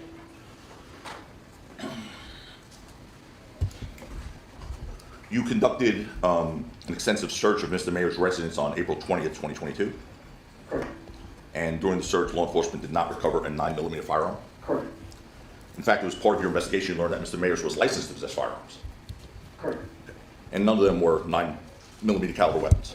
Nothing, no handgun, 9mm recovered. Okay. Do you know what firearms were registered to Mr. Mayers? I believe there was a revolver, I can't remember the caliber. Okay. Now we're getting to the gun. By the way, as the assigned detective in this case, did you ever look to see what firearms were registered to Mr. Efron? I believe I did. And? I don't recall identifying any of the initial period of the investigation. Well, forget about the initial period. As you sit here today, some 3 years later, Objection of relevance. did you ever identify? Did you ever identify what firearms were registered to Mr. Efron? At the time, none. When you say at the time, what do you mean by that? At the time that we initiated this investigation, Yeah. I don't recall identifying any guns that were registered to Mr. Evans. Okay, but now we're here today. I'm saying up until today, have you since learned what guns were registered to Mr. Efron? No, they're not. Be relevant what guns he has as of today. Sustained. Man, Well, tough did you, crowd. let's go back for a second. So you never Dang. found out which weapons were registered to Mr. Efron? At the time, Objection calls for Yes, at the summary. time. Objection calls for discovery and relevance. Well, was it important in your investigation to determine if Mr. Efron possessed firearms? Objection, relevance, and calls for discovery. Sustained. Yeesh. Did you ever ask Mr. Efron if he had firearms back in November of 2021? Not specifically, you recall me asking if he was armed that night, and he said no. Okay. But you didn't ask him if he possessed firearms back in 2021? Possessed, I don't understand your question, sir. It's possessed as in he had them at his residence back in New York, or where? Did he own firearms, Detective? Objection, relevance. Sustained. In addition to relying on video evidence to make out this case, you also considered the statements of Mr. Efron, obviously. Yes, sir. And when considering whether an offense occurred, it's important consideration for you as a detective, whether the complainant is truthful. Yes. And in determining whether the complainant is truthful, you consider whether his statements are consistent Yes. and whether his statements are corroborated by other evidence, Correct. or whether the complainant has a bias against the defendant. That's things for you to consider, correct? So tell Subject to the relevance of these forms of questions, it would be the court's decision to evaluate his credibility, not the detective's. I'm sorry, Your Honor. Can I respond to that objection? No, the court will make a ruling. While you're correct, the court determines its bias for purposes of probable cause for holding to answer a preliminary hearing. The detective can consider that for purposes of determining whether or not he's going to move forward. So the court will Correct. allow it. And anyway, I think you say yes to that as well, right? That would be one of the factors. The totality of everything. Sure. And with regards to his statements, Mr. Efron first reported this incident to the police on November 8th, 2021. Correct. He didn't call 911. He didn't go to the police on November 6th when it happened, 2021, right? Correct. He waited 2 days before reporting this incident to law enforcement. Correct. In fact, even before going to the police in this case, Mr. Efron first contacted a civil attorney named Brian Hurwitz. Objection, calls for speculation. He doesn't. There's no speculation called for. The court does not think that's relevant. Next question, please. Okay. Well, in Exhibit 14, You can ask him, does he know? I think it's your report. Hold on a second. Does he know Yeah, when he contacted the them? follow-up investigation reports in this case. It was obviously important for you to note that Mr. Efron had consulted with an attorney before going to the police, correct? Objections, the court's already found it's not relevant. Same objection. Sustained.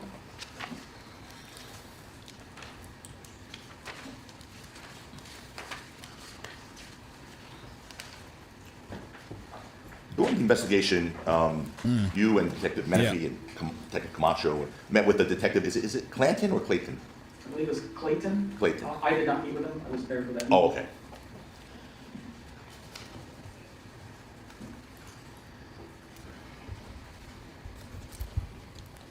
Did you ever speak, you, to a lawyer for Mr. Efron? Objection, relevance. Sustained.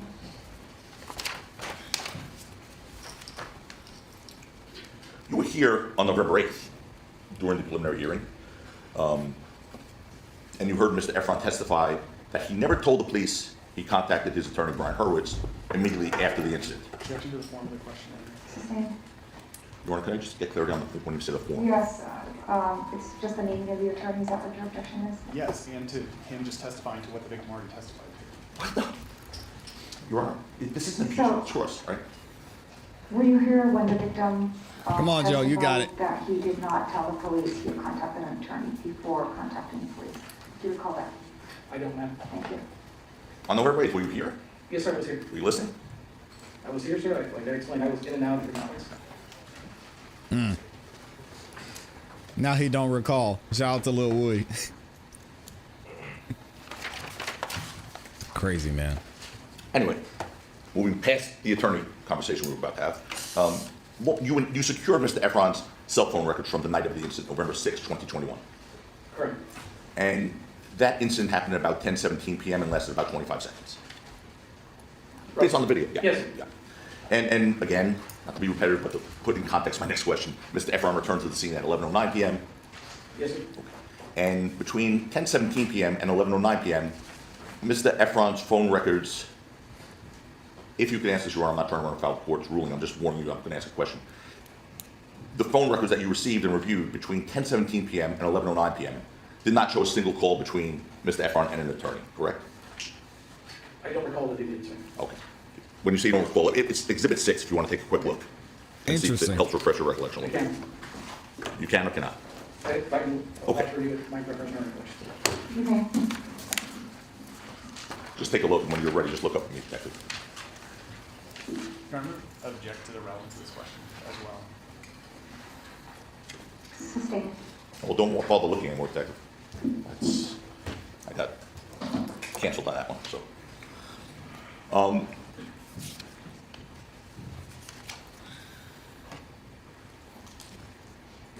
Yeah, I agree. You'd agree, as a seasoned, how many years, 27? Yes. Congratulations. As a 27-year detective, you'd agree, when conducting an investigation of an alleged shooting, you wouldn't want anyone moving evidence or taking evidence from the scene. That's not a law enforcement officer, correct? I wouldn't want it, but I can't control. No, I'm not trying to blame you, okay? My question was this. Investigation, you saw that he sent a text message to Mr. Mayor's manager, John, saying, I'm gonna get itch, right? Correct. And when you saw that, what did you take that to mean? Objection calls for speculation and relevance. Sustained is huge. And that text message to John, the manager for A$AP Rocky, by Mr. Efron, was sent, aside from I'm gonna get itch, was sent with a photograph of his scraped knuckles and a video of the shell casings, right? That's correct. How you get shot on the knuckles? I don't know. Can we take 1 second, Your Honor? Yes.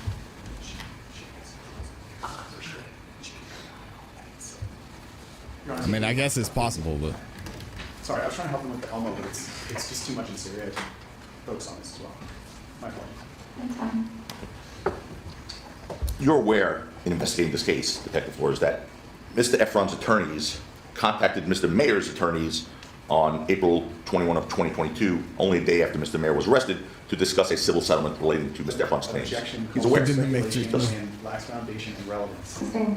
On which ground, Your Honor? Well, Yes. so I can fix it if it's, I just knew the grounds. It's irrelevant, so I don't know that fixing it would help anything, Your Honor. It's not relevant. It's not relevant for what purpose, Your Honor. To me, it's relevant if someone asks for money in exchange for a resolution of a criminal matter. To me, it's relevant.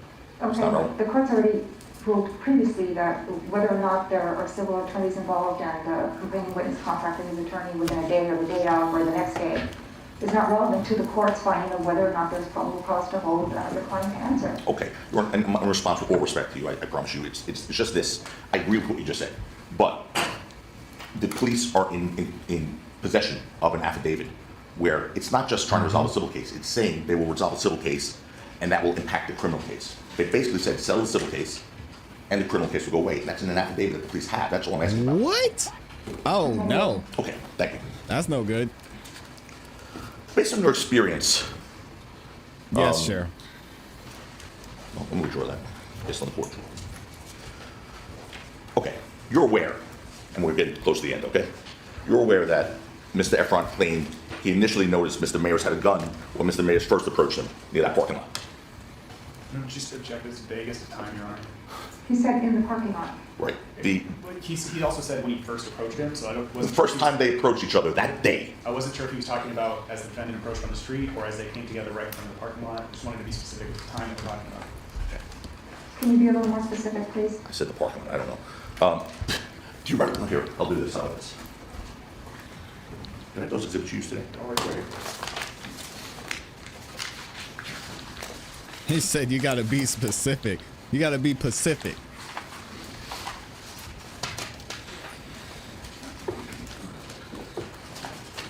Yeah, Rice Street said pay up or we going to trial. This is Dang. exhibit 14D from the people. It's about money, like y'all said. Yes, Who but said I that? think the Ashley? almost working. But you can try. I'll just do this. That's fine. When Mr. Mayers approached Mr. Efron here, in this part here, he claimed he saw a gun on him, correct? At some portion during the initial encounter, yes. That's right, thank you. What you mean? Huh? And during that initial encounter, he said he not only saw a gun on him, he said that Mr. Mayers pointed at his chest and or stomach, right? Correct. And then, according to Mr. Efron, Mr. Mayers put the gun away. Correct? Correct. Okay. And after this interaction, Mr. Efron didn't run away from Mr. Mayers, right? Correct. To the contrary, after this initial interaction where Mr. Efron claimed Mr. Mayers pointed a gun at him, Mr. Efron followed Mr. Mayers, right? That's correct.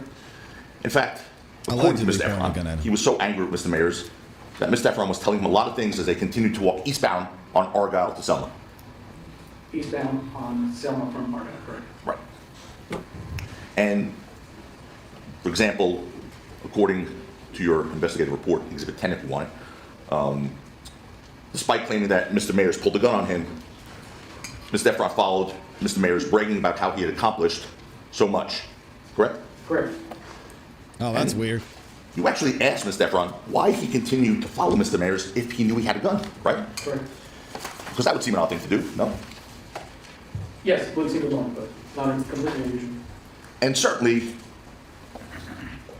what did you say the first word? It wouldn't seem normal? Not completely abnormal. Okay. Well, you asked him, why would you follow someone that just pointed a gun at you who's walking away from you? Why would you follow him, right? Correct. And when you asked him that question, Mr. Efron said he didn't know why, right? I don't think you initially put it in words or explain it. Well, let's go to your report. Exhibit 10, page 4, paragraph 5.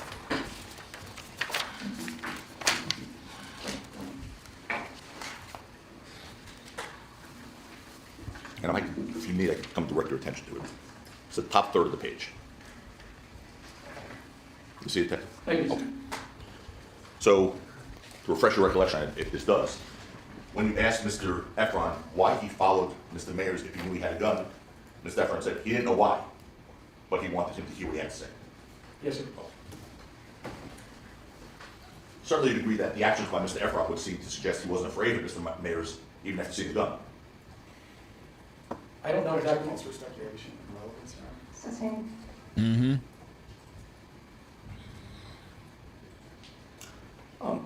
During his testimony at the preliminary hearing and into one of your interviews as well, Mr. Efron testified that when they reached the corner, Mr. Phillips, or ASAP-12E, jumped off the curb, and that's when he claims Mr. Mayers shot. Right? Yes. Did you understand that? Did I ask that a little? At the point that they're walking, continuing to describe how events unfolded. Okay. You know what happened, man. Again, you've already testified that there's nothing, no evidence in that video of a gun being discharged, but what it does show is that Mr. Efron appears to be struggling with Mr. Ills, or Mr. Ills, ASAP Ills, right? Yes. And you agree Mr. Efron is much larger than Mr. Ulanga, or that's ASAP Ills? I don't know their size differential. These appear pretty similar. Pretty similar? Well, how much does Mr. Efron weigh? I don't know. I estimate here that he's probably 200 pounds. Okay. And do you know how much Mr. Ulanga weighs? I don't. Okay. Based on, again, just from the video, they appear to be similar body type. Okay. You never spoke to Mr. Ulanga, right? No. Okay. And you're aware that Mr. Efron has prior convictions for crimes of violence in New York? Objection, Your Honor, form of the question and relevance, and lacks foundation on part of this witness. Lacks foundation. Well, he did a search, this witness. What was the question going to be? He's asking him about the victim's prior criminal history. I said that he was aware that the victim has prior convictions for crimes of violence. That's the question. And what's the objection? That it lacks foundation and would call for hearsay, is irrelevant. He wasn't the one who investigated any of those crimes. It would all be based on hearsay or his knowledge of New York criminal law. You know, it would be based on a nice report, a Did business record. did the complaining witness tell you that he had convictions for crimes of violence? I don't recall him talking about his prior criminal history. Did you ask him? I don't recall him asking that. But you did seek and receive his criminal rap sheet, right? We ran everybody involved, we recorded everybody involved, including Mr. Myers. And did you ever ask Mr. Efron about the convictions that you learned about? I don't recall asking him any specifics.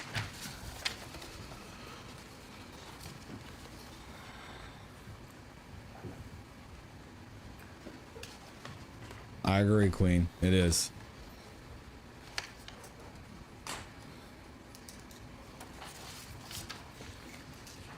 I think as you said earlier, inconsistencies in the complainant's account is something you'd consider in assessing credibility. Yes? Yes. Now, you know that Mr. Efron testified that he never said that he saw Mr. Ulanga or ASAP Ills armed with a knife when he the police on November 8, 2021. Objection to the form of the question to what the victim testified to. Also, the detective's already testified that he's gone in and out, so it lacks foundation, but that was something that he specifically heard. Did you hear any? Oh, I'm sorry. That's okay. Were you here when there was testimony to the effect that the complaining witness indicated initially that he never saw Ills with a knife? Yes. Okay. And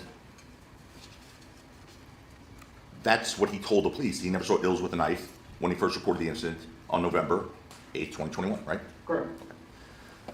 Was that truthful testimony? Objection to the form of the question, Your Honor. It was. Sustained. Okay, well, it's sustained anyway. How about this? When Mr. Efron first reported the incident on November 8th, 2021, he in fact said he saw ASAP. Can I finish my question? I mean, I know you get very offended when I do that, so I just want to ask you. Go ahead, finish the question before you make the objection. Just based on the way he's already worded the question, Your Honor, it's multiple levels of hearsay. Hey, He's asking Joe. about what the victim said to another police officer as it was documented in a report that he's now going to ask this witness a question about. See, I'll reread that question, Your Honor. It was not that at all. You still interrupted him, and the rules of court require that you wait until the question is asked. Yeah, Joe is about to Hulk smash this guy. On you, and then you argue with the court. So what we're going to do is, since it's almost noon, we're going to break and return to 1:30. Well, Your Honor, I literally have a few more minutes, but if you want, I'll do whatever, obviously, the court wants, but I think we can be done here in I 5 think, minutes. Your Honor, and I was just trying to interpose the objection when I heard the objectionable part, but I respect the court's ruling. I will reserve my objection until he finishes his question, then I will do it. We're still going to have to return because he has more questions, and then you're probably going to want to ask questions, and then there's going to be arguments. So we're not going to conclude by noon in any event. So we'll adjourn a few minutes early and resume promptly at 1:30. All parties are ordered back promptly. All right, so they took a break. We're gonna go ahead and go to part 2 of this. Shout out to Joe, man. Yo, Joe was about ready to get that district attorney's, y'all know what. Yeah, and shout out to Rice Street was talking about the jury. A lot of the jurors are clueless to what's going on. They're just out there living their life. A lot of you know this took place in LA, so they're probably dealing with the fires that are going on out there. They even had to postpone a few days just because of issues with the fire. So some of the jurors said they didn't know who Rihanna was. I mean, it was a whole thing. Yeah, I could see that. LTO said he kind of reminds me of Lou Ferrigno. I could see that for sure. All right, here we go. Part 2. And shout out to Megan Kuniff. I'm gonna leave the link to her playlist so y'all can watch this if you want to on your own time. 508-142, present, the detective has retaken his stand. Mr. Tacopina? Your Honor, just for, I'm not exactly sure where we left off. Could I just have that last question right back? Yes. Is that possible? I just need a moment. Okay, sorry.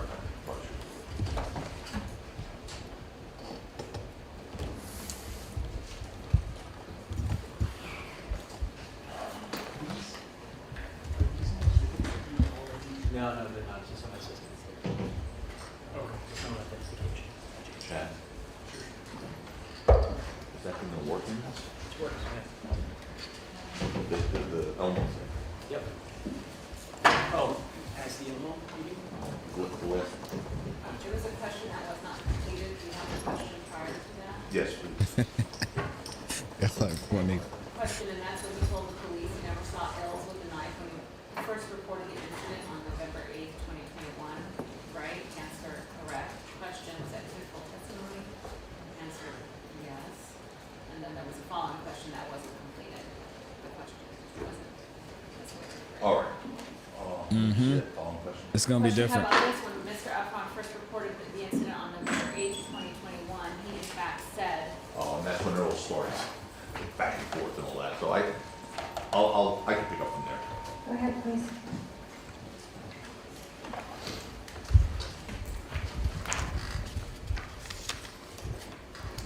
Okay. So the last question that was answered that was not sustained was that when Mr. Efron first reported this to the police, the incident to the police on November 8th, he said that he saw ASAP Ills armed with a knife. Correct? Okay, Your Honor, I'm going to object to multiple levels of hearsay. He said it to him. Was that to you? Yes. I'm asking the. Oh, yeah. Sorry. When I interviewed Mr. Efron, no, he did not identify Ills. Thank you. As So- long as being armed. Right, he did not, correct? Correct. Okay. Well, when he spoke, are you Detective Flores, right? Yes. Okay. In fact, Detective Flores, on November 8th, 2021, Mr. Efron said he saw Mr. Ills with a knife when you interviewed him on November 8th, correct? Judge, it lacks foundation that he interviewed him on the 8th, and to the extent he's asking him what he said to another police officer, it's multiple levels of hearsay. Could I respond, Your Honor? First of all, I don't understand the objection. It lacks foundation that he interviewed him on the 8th. It's been established on this record that Mr. Detective Flores interviewed Mr. Efron on the 8th. So the objection is really to the form of the question. When you interviewed him on November 8th, the complaining witness say that Mr. Ills had a knife. No, ma'am, we interviewed him telephonically the first time on the 9th, November 9th, telephonically. And from my recollection, he did not identify Elijah Ulanga, known as Ills, as the person who had a knife. You're saying he did not? Did not. Okay. When Yeah, you Joe's interviewed good. him, and why don't you go to your police report? not backing on down. 14, Exhibit 14. You have that book up there or I not? can sit down there. There you go. Which report? 14.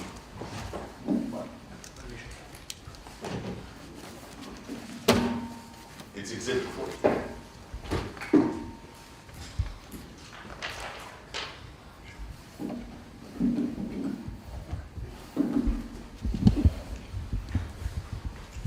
Okay. Don't That's do a that, report. Rice Street. Come on, man. That you are on, correct? As one of the interviewing officers, correct? I am listed as one of the officers on the report, yes. Okay. So, during this interview, and this was again an interview from August 5th, 2022, correct? Can I just ask where counsel's directing you in the report? Sure. Yes. The top page that says date of this report. Okay. You see that? Correct. What's the date? That's August 5th, 2022 is the Okay. date of this report. This The summary report. was done. Okay. And it's the date, a report dated August 5th, 2022 of an interview from when? No, sir, this is not, this is a summary for the purposes of the filing of this case. Okay. So it's a collective summary of the investigation that's used to file the case with the district attorney's office. Okay. So it's a kind of a collective of prior statements and a summary of the investigation overall. Right. And what you wrote in the last line of the first page of the collective statements is that the victim observed that Ulanga was armed with a knife, right? That's what it says here, but just to clarify, I did not write this report. My partner, Detective Camacho, prepared this report. What? Your name's on the report, right? It is. Do you disagree with the accuracy of this report? I do. You do? Yes. Oh my gosh. Are you serious? What we have ultimately is that there is no evidence, none. These niggas lacking.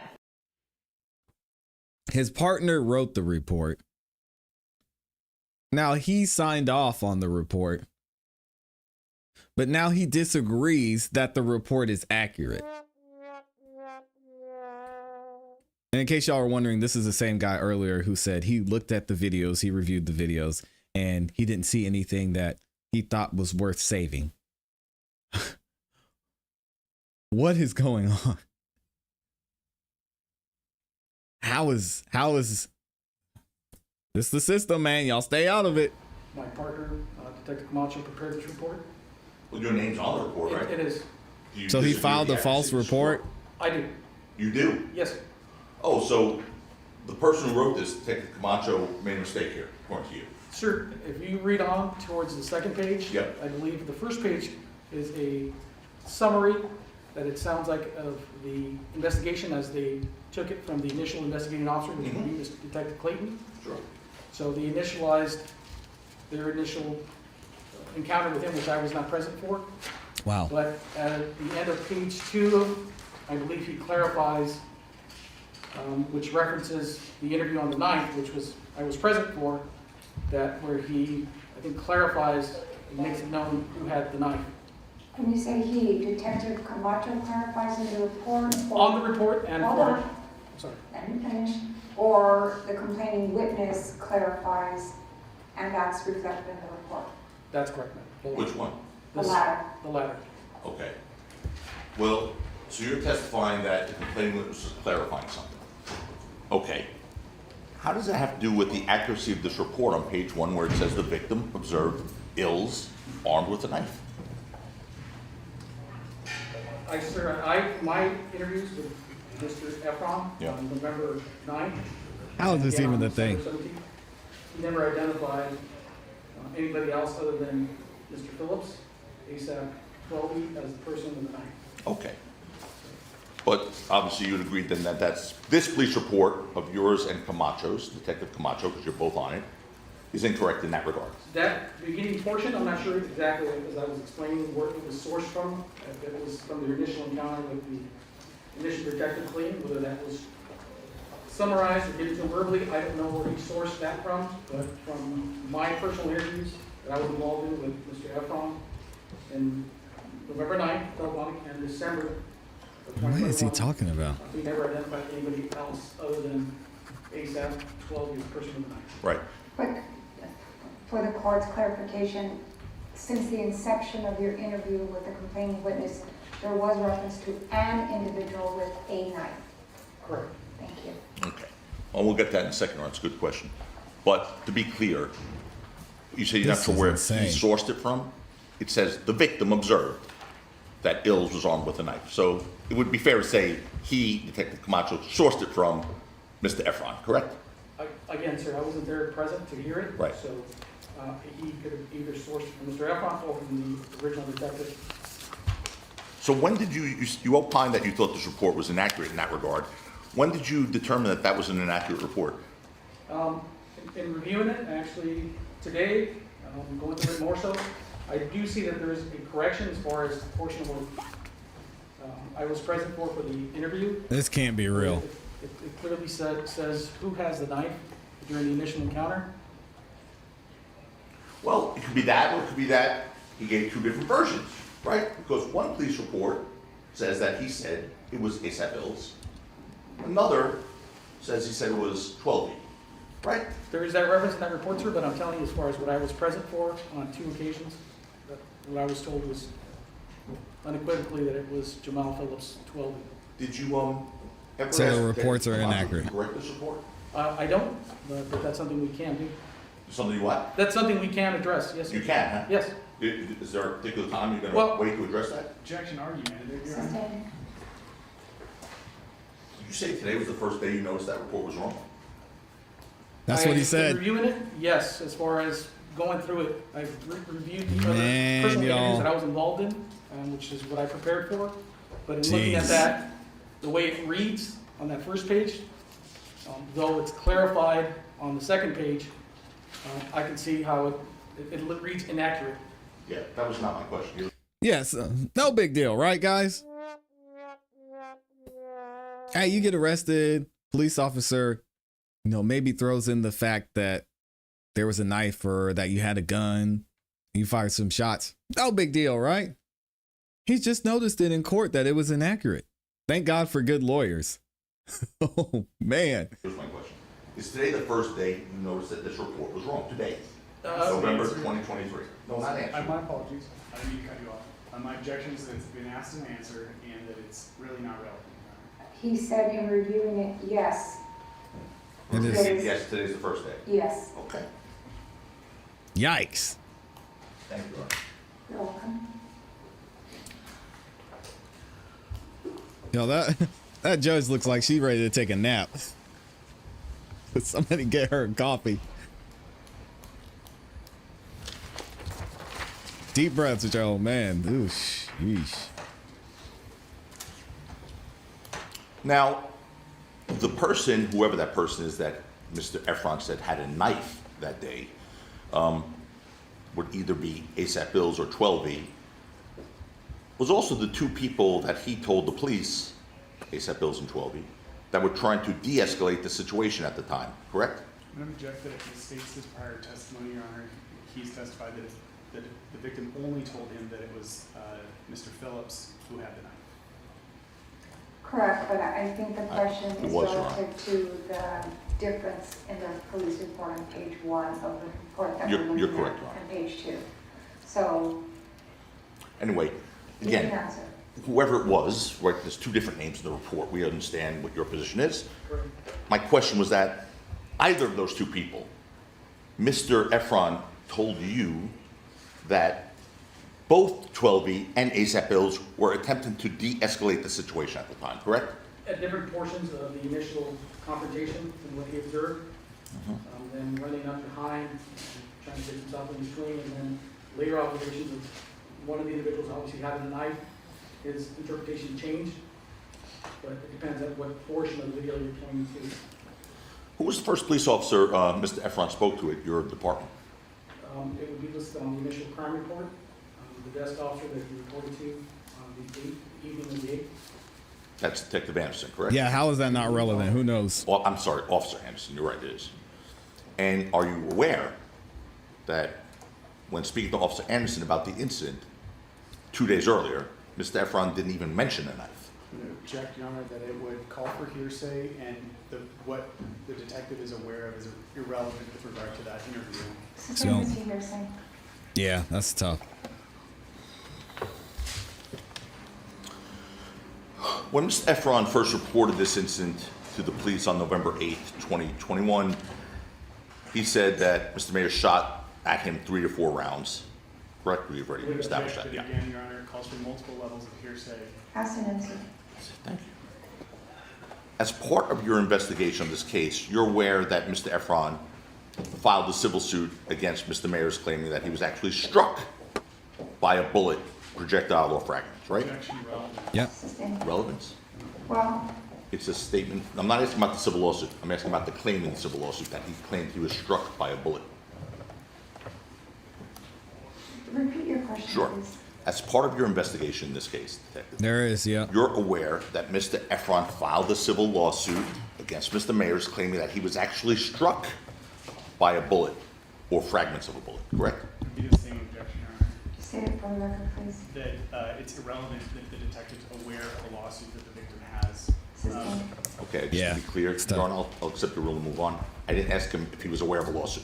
I asked him if he was aware that in the lawsuit, he said he was actually struck by a bullet, which is different than what's about to happen. I would object that it's hearsay. It's not hearsay. It's in the lawsuit. Take the objection. Questions not coming in. Any iteration and questions not coming in. Well, in any event, were you here for that part of the testimony on November 8th when Mr. Efron actually said he was shot? Yes, You were in the courtroom for that one? yes. All right. There you go. When he first reported this incident in November of 2021, November 8th to be exact, he only stated that he believed he was grazed on his left knuckle area, right? Again, Your Honor, object it's multiple levels of hearsay. Stop. Sustained. It's to this officer, Your Honor. No, your question was. Sustained. when Moved on, first Joe. reported, he did not first report to this detective. So it would be hearsay, it would be multiple levels of hearsay. When you spoke to him for the first time, and that was on what day, the 9th? The ninth. Right. Mr. Efron told you that he believed he was grazed on his left hand knuckle area, correct? Correct. Come on, Joe. And despite supposedly being grazed by a bullet on November 6th, 2021, Mr. Efron didn't seek medical treatment until returning to New York. That's correct. So he waited to fly all the way across country to receive medical treatment for a shooting that took place in Los Angeles, right? Yes, And in fact, Mr. Efron sought treatment from Dr. Tehar at the Metropolitan Hospital in New York, right? I know it was at the Metropolitan Hospital, I'm not sure what the name of the doctor was. Okay. And to state the obvious, that obviously there are hospitals in Los Angeles, right, that could have treated whatever this injury was. There are, sir. But instead, he flew all the way across country before seeking treatment.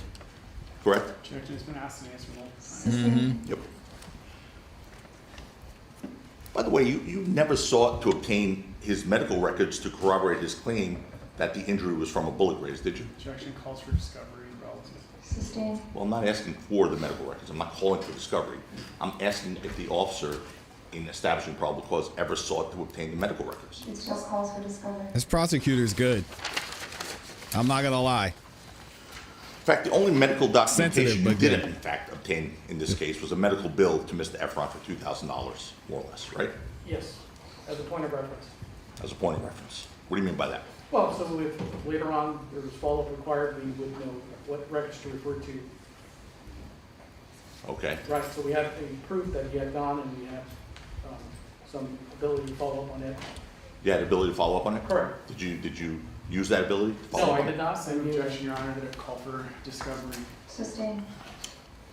So to be clear, you have no independent medical evidence relating to a specific treatment or diagnosis that would corroborate Mr. Efron's claim that he was shot? Same objection. Calls for discovery.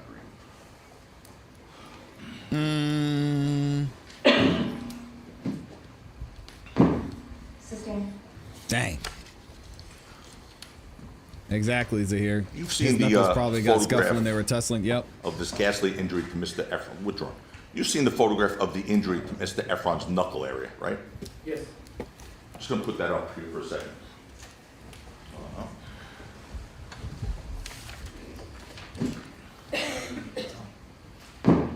That one right there, right? Yes. It's a miracle he survived that shooting. Your All right, Honor, detective. object to the argumentative. Sustained. Okay. Yo, look So- at these, man. Ashy has knuckles. How does a bullet grip? How? You were holding your hand like this, and then. Psh.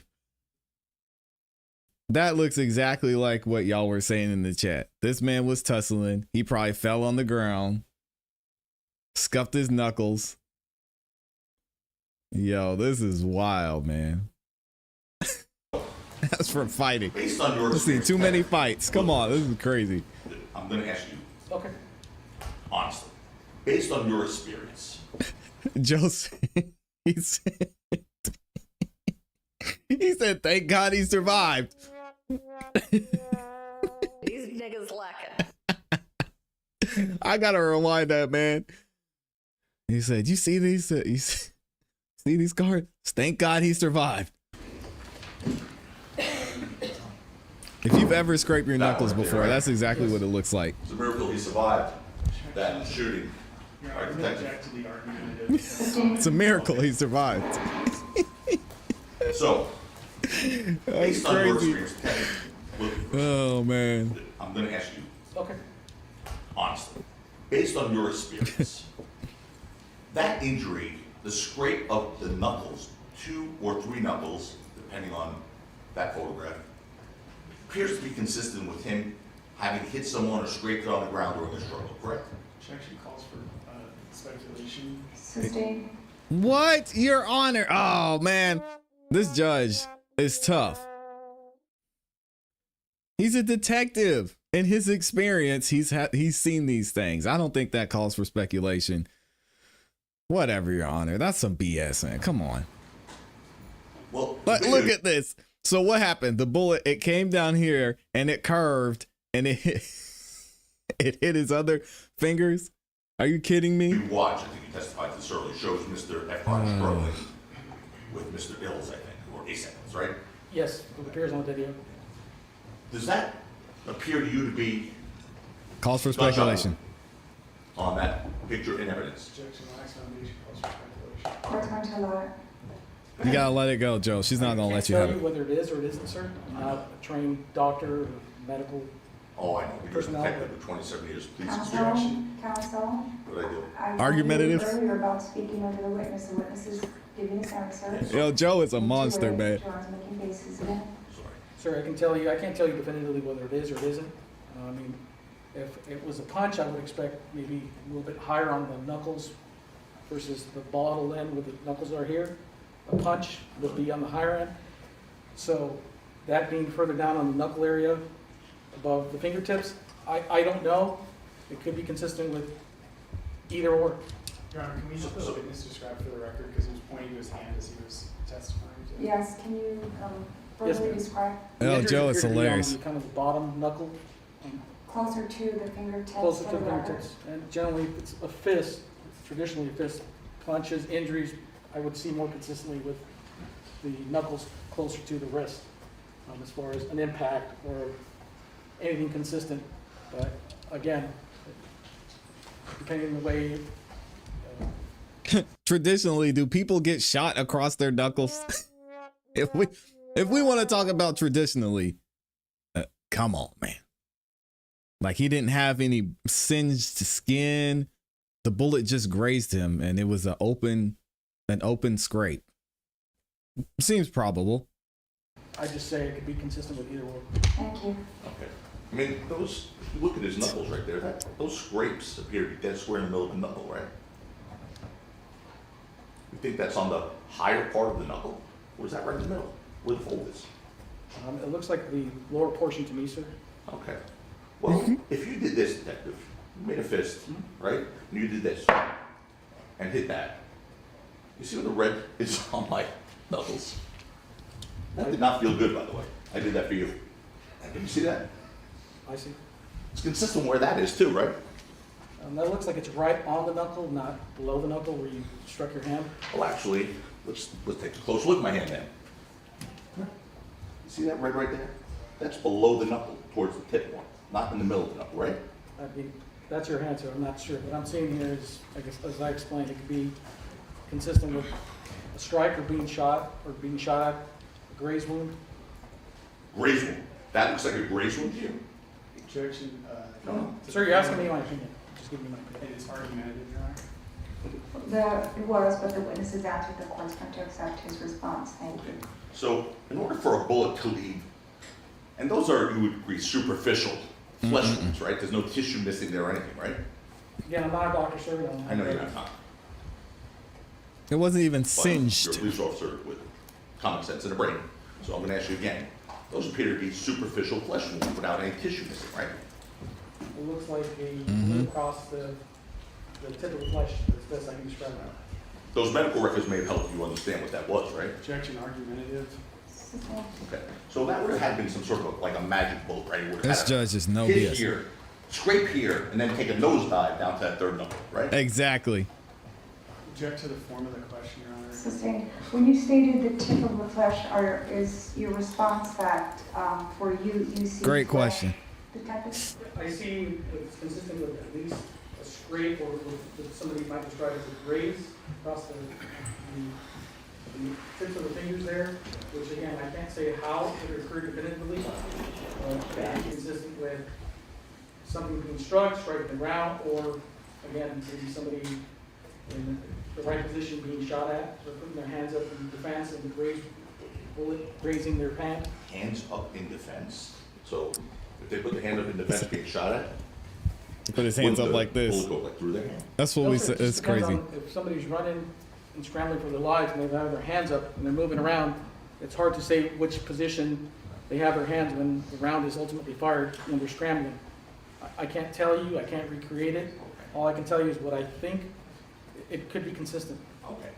All right, so we're gonna take a break from this BS and let's go ahead and get into the live coverage. It is time, y'all.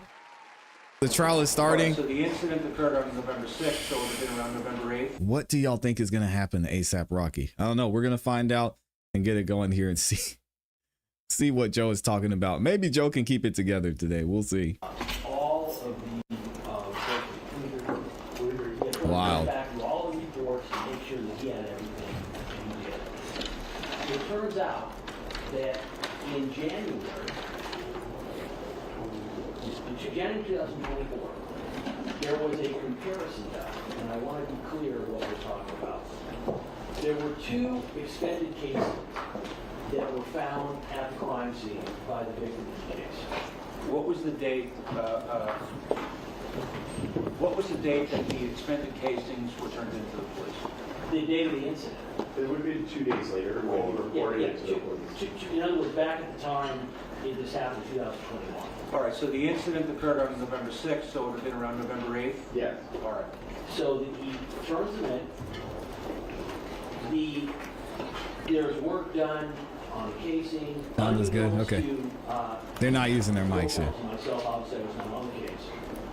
They ended up doing a further examination of the casing.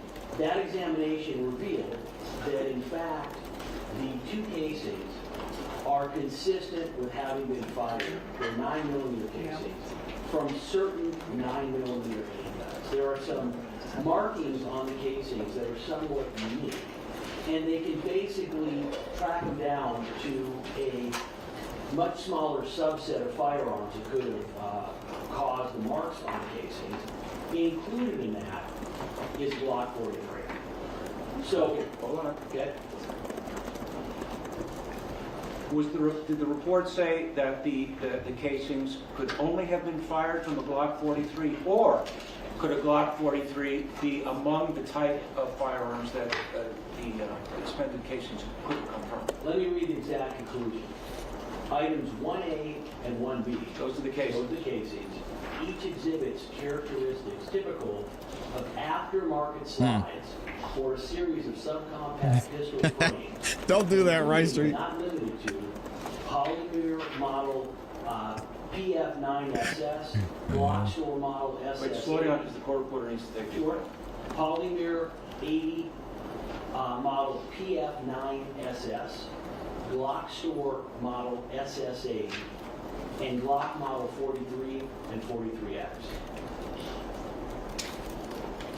We have been given information that in fact, oftentimes, and frequently when you're looking at casings, you're not able to get a whole lot of information. Y'all But are it messed turns up, out man. that the markings on these casings are a bit more unique, and they are not only consistent, but the examiner will testify that the markings he has seen very rarely, and that where he has seen them, where they've been recorded, are with a Glock 43 pistol. What's the name of the examiner who did this ballistic comparison?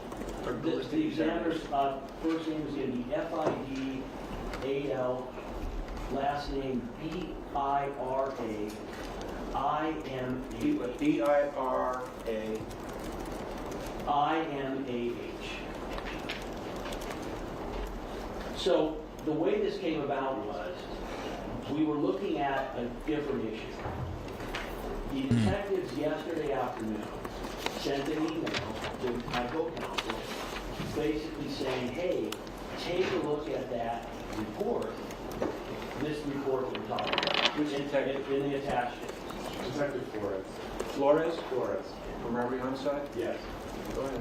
So when this was received, my co-counsel looks and says, I've never seen this report before.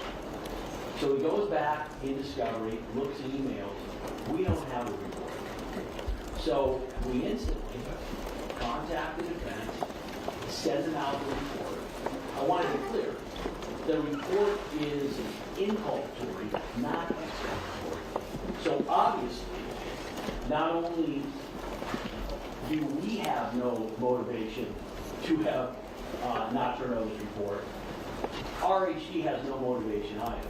What's very clear is that they believe they had turned it over, and they did it. What time did Detective Flores bring this to either your attention or Mr. Frizzoni's? Yesterday afternoon, you want the exact time? Approximately. It was yesterday afternoon. We were in court. We went back to the office after court yesterday, and that's where we went back and looked to see, do we have this discovery? So something after 4:30 p.m.? The email is timestamped 3/18, but I got it when we, so it was essentially received but not gone through yet until I could get back over to my desk. You conveyed this to the defense when? We sent it to them at 5:21. So about 40 minutes later, thereabouts? Yes. Because the first thing we had to do was, we had to go back and see, or have we already turned this over? So we not only emailed it, we called them. We explained the situation.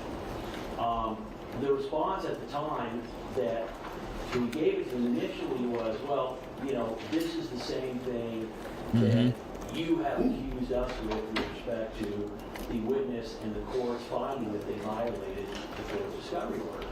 And we responded, no, this is completely different. You had interviews starting last August. I don't want to get into who said what. I just want to know the sequence of events. So at this point in time. So what are they arguing? We sent an email at that point to counsel, and we included the court. There was an email sent late last night at some point by Mr. Tacopina. I did not see it until somewhere around 2 in the morning. In that email, Mr. Tacopina cited the Hughes case. There were no facts in the Hughes case. I went in the middle of the night, I got the case, I read I it. don't want to know about, this would be appropriate if you want to argue your position. I just wanted to know the sequence of events. Right, I'm not going to go any further other than to tell the court. I read the case, I then sent an email at roughly 3 or 4 in the morning. I sent it to counsel and I sent it to the court. All right, the last, just one last factor on it, Yes. which is, I knew from past experience with firearm analysis that there would be a lab file or bench notes associated with the analysis. So I tried to immediately contact the lab to expedite and see if they could send that to me immediately, but they were not open at the time that I called. So we had to call this morning at around 6, and they scanned it and sent it over, and I sent that to the defense as soon as I got it. How many pages is this report? The report is one The page. report itself is It's one six. One page. How many pages are there total of all the police reports, all of the discovery in this case? How many pages? Regarding this one, Regarding the total number of, regarding this one. No, I report. was, no, the total number of pages involving this case and this investigation. I would estimate 100 or over 100 pages. I mean, to be totally candid with the court, I haven't counted them, but that's just ballparking the various reports and things that we received. All right, I understand now the sequence of events. All right. Who wants to speak to the defense? I think, I'll start. Maybe Mr. Siegel, if I could. Come on, Rice Street. Tackle this together. I mean, we spent literally the night before, about 5 hours. Okay. Speak slowly. The court reporter needs to get everything down, and I want everybody to know exactly what you have to say. Go ahead. So, and I'll just stick with sort of the chronological order here. I'm not going to argue case law or anything like that, but aside from the fact that we lost 4 to 5 hours the night before opening dealing with this, we this morning, after we get an expert report last night that was in the possession of the lead case detective in this case, not some random police officer. Detective Flores is the case detective in this case. We saw him earlier. I have to believe he understood the importance of that report. He testified at preliminary hearing. We just saw it. After we get that report that says, in conclusion, that the subcompact pistol frames, including but not limited to, which means absolutely nothing. So it could be a universe that we don't even understand of other pistols, and then goes on to list 3 of them here. This morning, we got another 28 pages of backup data. Yikes. Backup lab, I guess, report that normally comes with a conclusion report. We got this morning. And I find it hard to believe that the lead detective in this case didn't bring it to anyone's attention from the district attorney's office until after a jury was impaneled the night before opening statements. I mean, something that they now are saying is such a crucial piece of evidence. We have an issue now with the jury. Obviously, it's a jury panel. It may affect, quite frankly, whether we would have kept or not kept a few jurors, one in particular. Now, we assured him yesterday he'd have a fair trial. You're going to have a fair trial. We've made issues regarding the veneer. You know that, Your Honor. I'm not going to rehash that. Oh, who's in there coughing? We're here. Relax. We're ready to open today. I don't even know how we're supposed to do this. This should be suppressed without question because it changes the complexity of the case. At the very least, we have to clock she's leaving and start again, or strike jurors, reselect. I mean, I think even the district attorney said, okay, well, continuance is appropriate. Mark, we paid the jury. We're ready to go. This is something that, to render fair probably, and Cat. representation Probably. here, as we all assured Mr. Mayor we would have, in the midst of a trial that's already underway, we would need to locate and retain our own expert to conduct a scientific analysis. Their report was 28 pages. It took them, according to them, it took them 1 week to do this. 1 week. And that's their own lab, with their own on-staff experts. And it took them a week. How long is it going to take us? We have to go find somebody first, hope he's available, the trial will be over. Prosecution doing prosecution things. We also have to Stalling. make arrangements for the physical examination of the casings, scientific testing. I mean, if you look at their report, I mean, they cite like some of the basis for their findings is of the internet. They went on and cited all these websites and forums. I mean, there is so much work to be done here to even understand this conclusion. I mean, All right, so what are you seeking? what am I seeking? What are you asking for? Your Honor, I'm asking, well, and our letters laid it out. I don't need to rehash it, but our letters laid out pretty clearly what we're asking for. There's no way to proceed in this case if this is admitted. We have to either strike this whole panel. We need a continuance. We have to start again. What I'm asking for is you include this. This is after the jury was impaneled. This is a major piece of evidence that will require us to do a lot of expert work that took them, their own department, a week to do. That's the only thing I'm requesting. Short of that, Your Honor, I can't even open if this is coming in. Because I have to be able to address it. I don't even understand it. And it's, we got on the way to court, we have 28 pages of backup data. So that's what I'm requesting. I'm requesting this to be included. It's after the jury's impaneled here. You know, Seal has pointed out, there's also a balancing argument under 352, you know, which I think is also something that's relevant here, including not limited to, but you know, we have this whole, I don't know what to say here, Your Honor. I really don't. I want to make sure he gets a fair trial. He's here, we're ready to go. We all assured him he'd get a fair trial, and this is, I've never seen anything like this. I'm not going to talk about the other witnesses, the late Brady disclosures, or the witness we got the name of for the first time last night. I'm not whining about that. I know that's what they want to keep doing. We both have had issues with that. That's fine. I will not make it an issue of it anymore. You've already ruled on that. Period. End of story. This is now a new one. You know, I don't want to get into, I told you so, but many people said to me this morning, I told you so, that this was going to happen. And I'm trying to keep my composure, Your Honor. I don't know. I mean, nobody's surprised. This upset in a courtroom. In my whole career, both as a prosecutor and a defense attorney, I got to be honest with you. This is not right. It's not fair to him. Hold on. Mr. Siegel, did you want to? Yeah, the only thing I wanted to say, I don't want you to repeat what Mr. Tacopina said. If you want to add something new, no, you're welcome to it. I want to add something new. Go ahead, dovetail what he said with respect to the 352 arguments, and that is the report says that the characteristics include are not limited to certain firearms.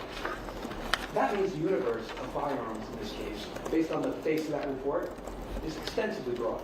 So given that, Your Honor, I think even just the probative value of this is substantially outweighed by the danger of undue prejudice, separate and apart from the late disclosure. So it should be excluded on 352. But that's secondary to the fact that it's just... Gotta love the late disclosure. So I'm just adding that additional factor.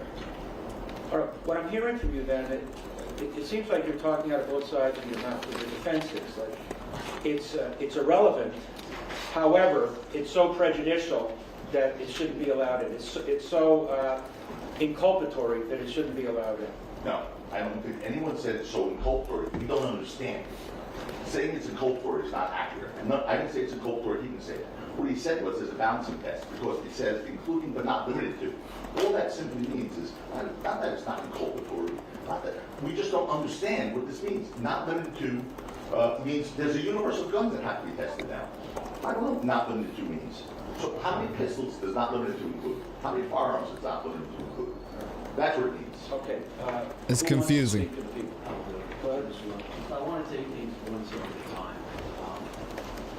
Counsel brought up a rate comparison to what has happened thus far. Listen, Alex, could you please go out and tell the jurors that we're dealing with some logistical matters, and just to please be patient. We're dealing with typical prosecution / state behavior. Just bear with As us. the court is aware, there is no logical reason why either Robert Hamadai's division or the DA's office would have in any way not turned this over. It's very clear that this evidence only helps our case. Although again, as the court pointed out, on the one hand, Mr. Tacopina says, the client cannot get a fair trial. This is so apparent. That's a nice watch. Yet on the other hand, he says, hey, it doesn't really matter because it includes so many other guns that it should be kept out as being irrelevant. But what's very clear is, and I didn't appreciate the comment, when Mr. Tacopina suggests that he can't believe that the DA's office did not know about this in advance, when I spoke to him on the phone last night, that is not what I heard. What I heard was say, listen, this is a problem for us. It's not, it's the Rolex. I'm going to quote Mr. Siegel, there's no reason why you would have not turned this over if you had it, which is correct, and the record would support it. Comparing this, counsel is now discussing and saying how they are being victimized by late discovery. The only late discovery in this case, and the court's aware of it, the court ordered that the discovery be turned over on 2 witnesses. It should have been turned over before the court ordered it. I don't want to deal with something that we've already dealt with. Oh, I understand about the 2 defense witnesses. Okay. We've covered that. Right. Just deal with the present issue. So, what counsel did is, he cited last night, he sent to the court a case called Hughes, 2020 case, 50 cal at 5th at 257. He included no facts about that case. At 2 in the morning, I went and I read the case, and I then sent an email. That case, so the record is clear, involved a situation where there was a Watson murder, and where the defendant was being tried on a theory that his alcohol intoxication had caused the accident. Investigation had been done by the lead team, and they had determined that in fact it was speed and not alcohol. This was a very huge problem for the prosecution because that was the theory of their case. Apparently, the head of the main team That's not me. started redoing a separate investigation, which the evidence suggests the prosecutor was well aware of. At the very least, and as the Court of Appeals said, the prosecutor was given information that in fact the mate lead detective now had a new opinion contradicting the prior opinion that in fact, in actuality, it was caused by alcohol and not by speed. Instead of turning this over to the defense, the prosecutor literally had the witness on the stand in front of the jury. He then pauses, looks over at the defense and says, hey, by the way, here's the diagrams and here's the information that he's going to be testifying to. Defense is obviously horrified because it's the entire No, case. it's not me. The defense asked for a mistrial. They asked for a continuance. They were both overruled. The Court of Appeals said, hey, listen, obviously the suppression of evidence, as the court is aware and under the statute, is the last option a court can utilize, only after every other option has been determined to be not harsh enough or not accurate enough in addressing and solving the situation. The Court of Appeals said, hey, listen, Judge, you had a chance to do less remedy. You didn't do it. The jury ended up convicting, and the case was reversed. To compare that case to the facts of this case, it is distinguishable for the following. Number one, that evidence Land the plane, was not brother. just inculpatory, it was the entire case. Number two, the prosecutor, for a tactical advantage, which the Court of Appeal basically said in a footnote, that although the original trial judge had found no prosecutorial misconduct, that in essence the record didn't support it, meaning that there was misconduct that the prosecutor knew.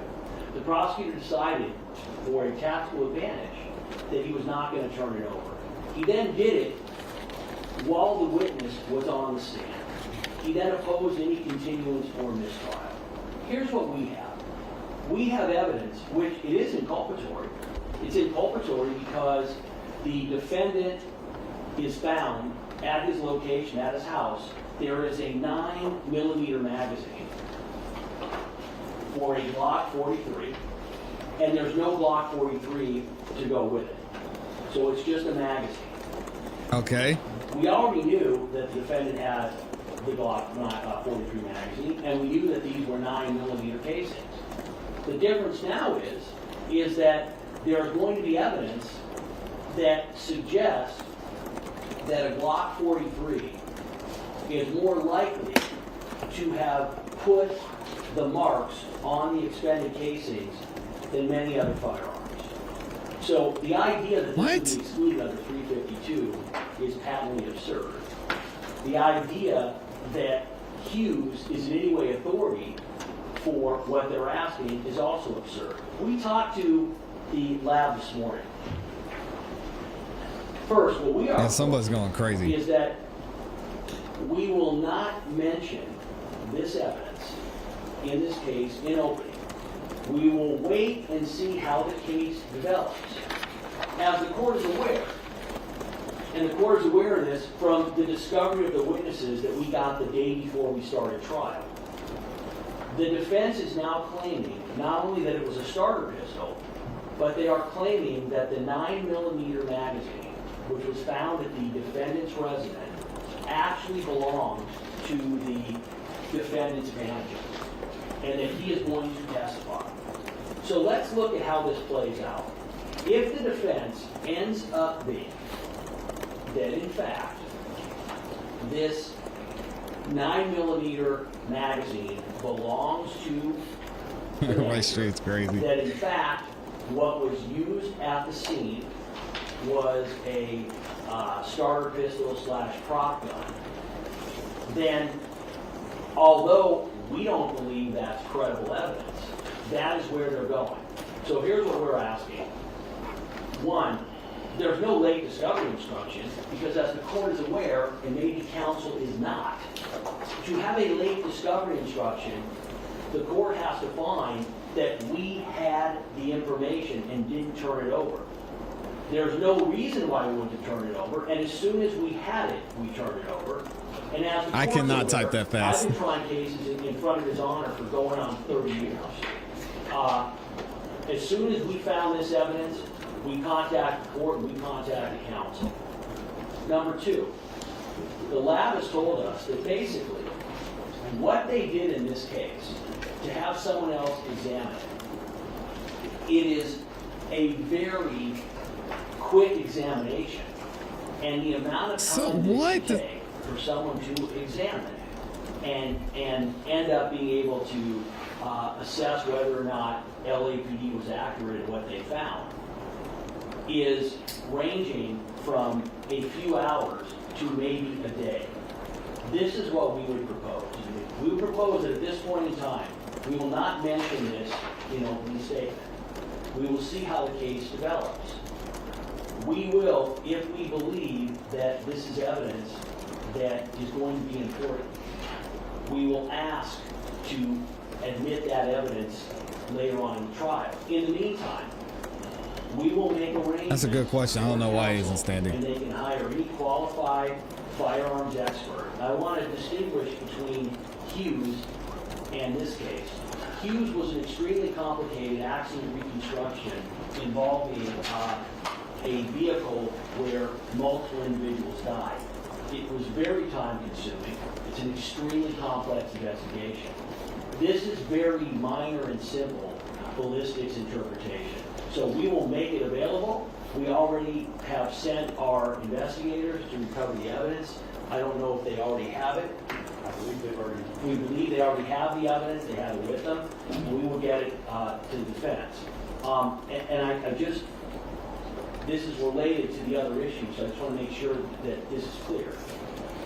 Counsel seems to be under the impression that the court has now changed its ruling and that we are not allowed in our opening statement to address the idea, which the court previously ruled we could, that we did not find out about this defense until the 20th. The court had said previously, on the record, yes, Mr. Lewin, you guys can address that issue in opening. I will decide whether I'm going to issue a discovery instruction later. Counsel believes you've now said we can't do that. I did say that. Yesterday, yeah, I pretty did. clearly. I had said yesterday that the purpose for an opening statement is to give the jury an idea of what the evidence, what you believe the evidence will show. Talking about late discovery, that's argument. So as far as your opening statement, I don't want you to mention anything about you just found out about a starter pistol. That is not part of what the evidence will disclose. I talked about that yesterday. So Good job, Judge. I am correct. The court's original ruling was... Yeah, that is right. I said, originally, I said, yes, you can bring it up. Okay. But then after thinking about it, that's not part of an opening statement, so I don't want you touching it. Okay, understood. Go on with the present issue about the ballistic. So Shout out to the judge for that. He said, hey, listen, don't worry about what they're trying to do over there. That's their strategy. They want to present it this way. Fine. You're not bringing that up in opening statements. That's wild, man. What the defense is trying to do, they're going to tell you it was a fake. Nah, we ain't doing that. where we sit right now is that counsel is arguing two inconsistent. There is no standard. They're arguing that this evidence is so damaging that we have to start over. Now, that's not interactive. It's very clear the defense is not happy with this jury. They've made it clear. Hold on. No, don't interrupt. Okay. He didn't interrupt you, don't interrupt him. It is very clear. That's a great by point, the Kat. comments the defense has made in court. Kat makes a great point. She said it's burden shifting, suggesting we can't prove our case because XYZ, and you should consider that. No, that's not how it works. They're saying, Judge, our case is screwed now because they're saying it's a fake gun, and we can't prove it wasn't a fake gun because we let somebody bring us the shell casings later on. Yikes. Where they have repeatedly said that their client is not getting a fair trial because of what they believe is the composition of the jury, the fact that they have filed a writ, the fact that they have continued to bring this up, leads to the inescapable conclusion that what they are looking for is a way to start over. I believe, Your Honor, that what we have proposed is more than fair, because in the end, Your Honor, they're arguing it both ways. As Why would they want to start over? over? Pointed out, they're arguing, if you let this in, Judge, my client can't get a fair trial. Oh, by the way, what's the value of this anyway? What does it matter? Again, How are they looking for a way to start over when they just were presented the evidence that day? How's this on the defense? position would be the second argument is inaccurate. It is evidence that is helpful to our case. It doesn't prove. Am I the missing case by something? itself, Y'all but let me it's know. Definitely helpful. It is not irrelevant. It's not 3.2. All right, you don't have to go on. Okay. I believe I have enough information to make a decision. All right, Okay. sir, please, on. No, you can't. I can't respond to what he just said about the jury. It doesn't matter about what he said about the jury. That has no. That was the Stop. state talking. That has no bearing on any decision I'm going to make. There's a record, though. There was a record. Okay, play something. I don't believe that you are unhappy with the jury.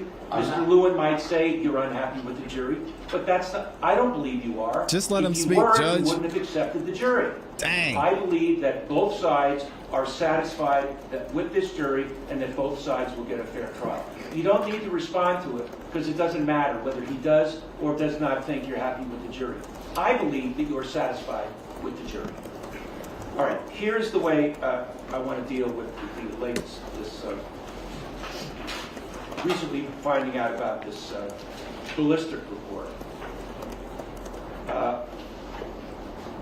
Everybody at the table, all counsel, to me, has great credibility. I accept what all of you say. Mm-hmm. I don't believe that there's been any nefarious conduct by anybody. They're alleging the gun's If fake. this late report involved, all of a sudden that it was disclosed that a witness, an additional witness positively identified Mr. Mayers as the shooter, that would be very critical and crucial. If a witness came forward and said, yeah, Mr. Mayers confessed to me that he shot ASAP Rowan, that would be very critical and crucial. If a firearm, if a 9mm was recovered, that could be ballistically compared to the casings, and that just became discoverable or became disclosed, I think that would be critical. But that is not what happened here. What I'm seeing here is that the casings that were recovered were examined, and the opinion is they could have been fired from a Glock 43 or any other number of types of 9mm.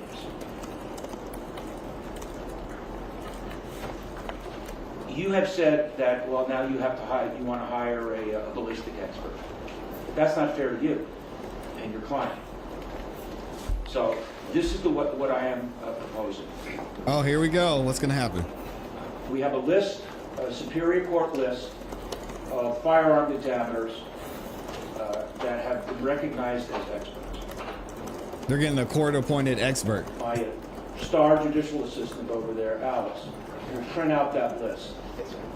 Ms. Kaplan is an attorney who practices in this area. Say it ain't so, Judge. If there is someone on the list that you want to hire, contact that person and tell them this is crucial that the ballistic evidence be examined now, not later, but now. The court will pay for it. Mr. Mayers will not have to pay for this. We will. If the firearms examiner wants extra money because it's a rush, the court will pay for it. If you are not satisfied with the people on the list, then if you want to find your own examiner who will do the examination, the court will pay for it. If it's necessary that I speak to the examiner to impress upon the examiner the importance of getting this done ASAP, I'm glad to do that. Nice. Nice touch, Judge. I'm providing my cell phone number to all of you. If you need to call me any time of the day or night, I will speak to you. I will speak to a firearms examiner. If you feel it is necessary, Mr. Tacopina, we can be dark on Monday. But I'm not excluding the evidence. I don't find that there is any nefarious conduct. The evidence is relevant. It's not a smoking gun, but it is somewhat inculpatory. But in and of itself does not mean that your client is guilty. That's the way we're going to deal with this, and that's the final ruling. I don't want to hear anything more about it. That's the end of the issue for now. That's a huge deal. Do not mention anything about the ballistic comparison in the opening statement. That was our question. So, Yeah, do not mention that. Understood. Your Honor, what I was planning on mentioning was that the cartridges found at scene were 9mm. In the defendant's house was a magazine that was 9mm. All right. And had some 9mm live. It's a smoldering gun. That was it. If that has been part of the discovery and that was known, then that's fair game. Yes. But this ballistic comparison, that's off limits for the opening statement. I think that's fair. All right, bring the jury. Bring the jury and I'll print the list for the. Oh, yeah, do you want that, Ms. Kaplan, the list of the firearms examiners? I could also email it to your presence. Just print it. Yes, sir. If you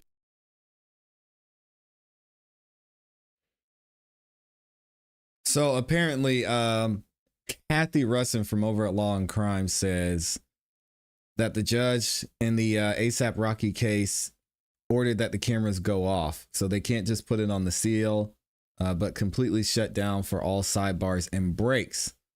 So she said, we'll have a slate put on the live feed so you don't just stare at a black screen. All right, shout out to Law and Crime. Let's skip ahead and see if they've actually got the jury in here yet. So they've got ASAP Rocky up here. We're still waiting. How's everybody feeling, man? Let me read some of these super chats while we wait. Thank you to all. How many people we got in here? We got over 700 of y'all in here. Everybody liked the video. Thank you so much. I missed a couple. We have we got Gigi in here. Shout out to Gigi for the 10 bombs, just showing love. Thank you so much. Les Cleaver in the building as well says, I need to go. I'll see y'all at Club Classy tonight. Shout out to Les Cleaver.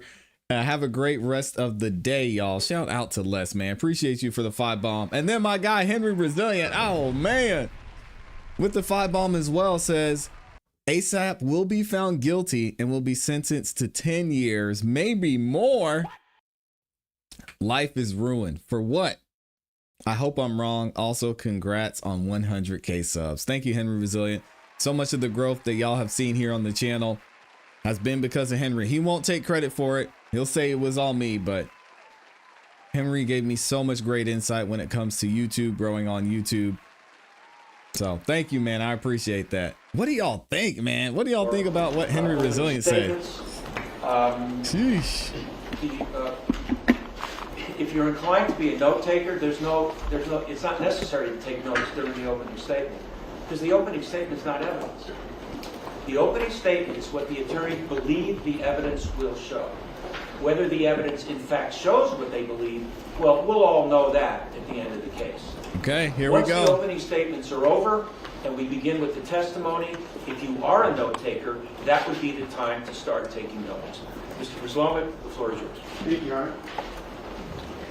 Good morning, ladies and gentlemen. I wanted to start off by, on behalf of myself, Mr. Lewin, I'm sure on behalf of the defense too, and all the court staff, we all want to thank you so far for the time, attention, and candor that you gave to us during jury selection. We all understand that was a long process, and we appreciate your attention.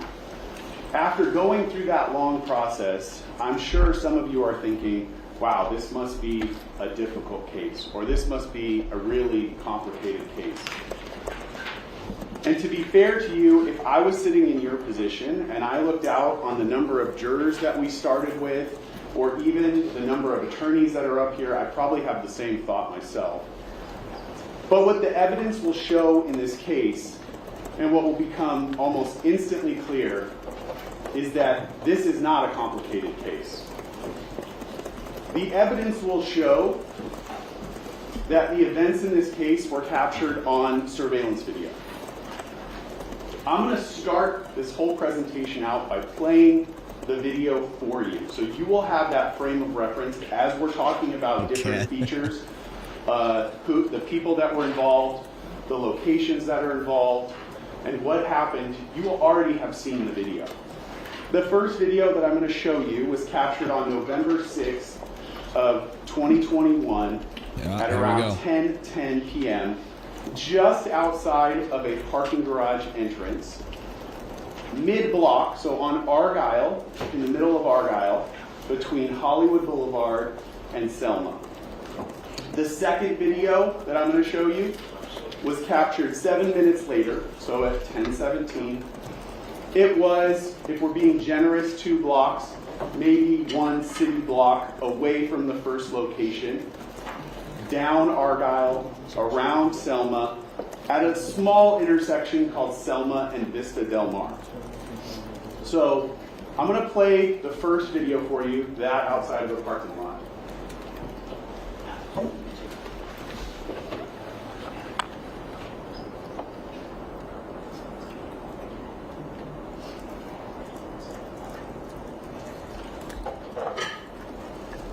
Now I'm going to move to the second location, that at Vista Del Mar and Selma, and I'm going to pre-warn you, it's a little small, it's at a distance, so you're going to want to focus your attention at the top left hand. Hey, yo. He said it's what? What did he say? Don't say that out loud, man.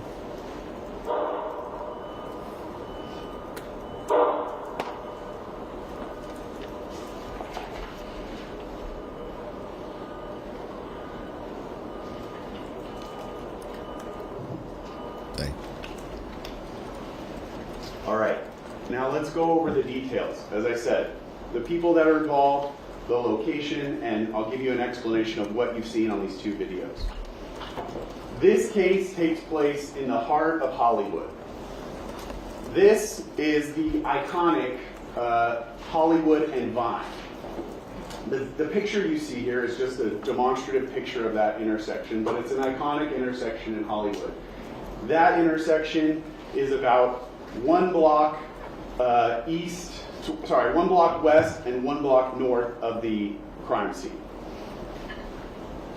So for those of you who are familiar with Hollywood and that intersection, it's a pretty big landmark, and that's where I want to focus your attention. Now, the actual shooting in this case takes place on a much smaller street, on Selma and Vista Del Mar. But this is the area around where that shooting took place. It is a very densely populated part of Hollywood, and there are some landmarks on there that you might be familiar with, just so that you can familiarize yourself with the location that we're talking about. The Capitol Records building at the top, the W Hotel, and Hollywood Boulevard. Not the W. The shooting, as you've seen, occurred just outside of a parking lot on that corner of Vista, Del Mar, and Selma. That was a parking lot at the time that was full of cars, and it was ringed by a nightclub on the corner, a sound studio, a hotel, and 3 different apartment buildings right around. As I said, densely populated. This was also Saturday night. Saturday, November 6, 2021, at about 10 p.m. in Hollywood. This is a time that Hollywood is busy. Now that you understand kind of the locations that are involved, I want to start with how this case starts for LAPD. Hi, I live in the apartment on the corner of Argyle and Selma in Hollywood, and there's just been a shooting. So at 10:18 p.m., LAPD receives this call that there's been a shooting at the intersection of Argyle and Selma. The call continues, though. Did you see anything, or you just heard it? Yes. No, we watched it. Okay, what did you see? There were 4 men, and they were kind of fighting as they were walking along Argyle, and then they turned left onto Selma. We heard yelling, and they started running, and they turned left into the back lot apartments for El Centro Apartments. Oh no. Now, the 4 men that you see on that screen will be the 4 men that we'll talk about in a minute. They were the 4 that were at that location. And then someone pulled out, the guy in the black sweatshirt pulled out a gun. Okay. And he shot, and I think the guy who shot was blue. Now, the evidence in this case will be that the man in the black sweatshirt was the defendant, Rakeem Myers. That evidence will be uncontradicted.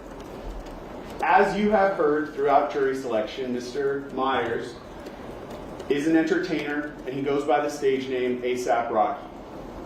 You will hear other nicknames that he is referred to in the evidence in this case, including Flacco and Luigi. At the time of this crime, Mr. Myers was 33 years old. He has his own company that I believe is referred to as AWGE, A-W-G-E, that you will hear referred to in the testimony in this case. And as we've talked about, his significant other is Rihanna. Why are they bringing up Rihanna? The victim in this case Leave her out of this. Is a man by the name of Terrell Efron. And Mr. Efron, you will hear, was also a member of the A$AP Collective, and he went by the nickname A$AP Relly. Mr. Efron was also 33 years old at the time of this crime. And what you will hear from Mr. Efron is that he was friends with Mr. Myers well before this case and well before even Mr. Myers was a famous individual. That essentially, I believe they met in high school and grew up together. He has known Mr. Myers 18 or 19 years at the time that this shooting happens.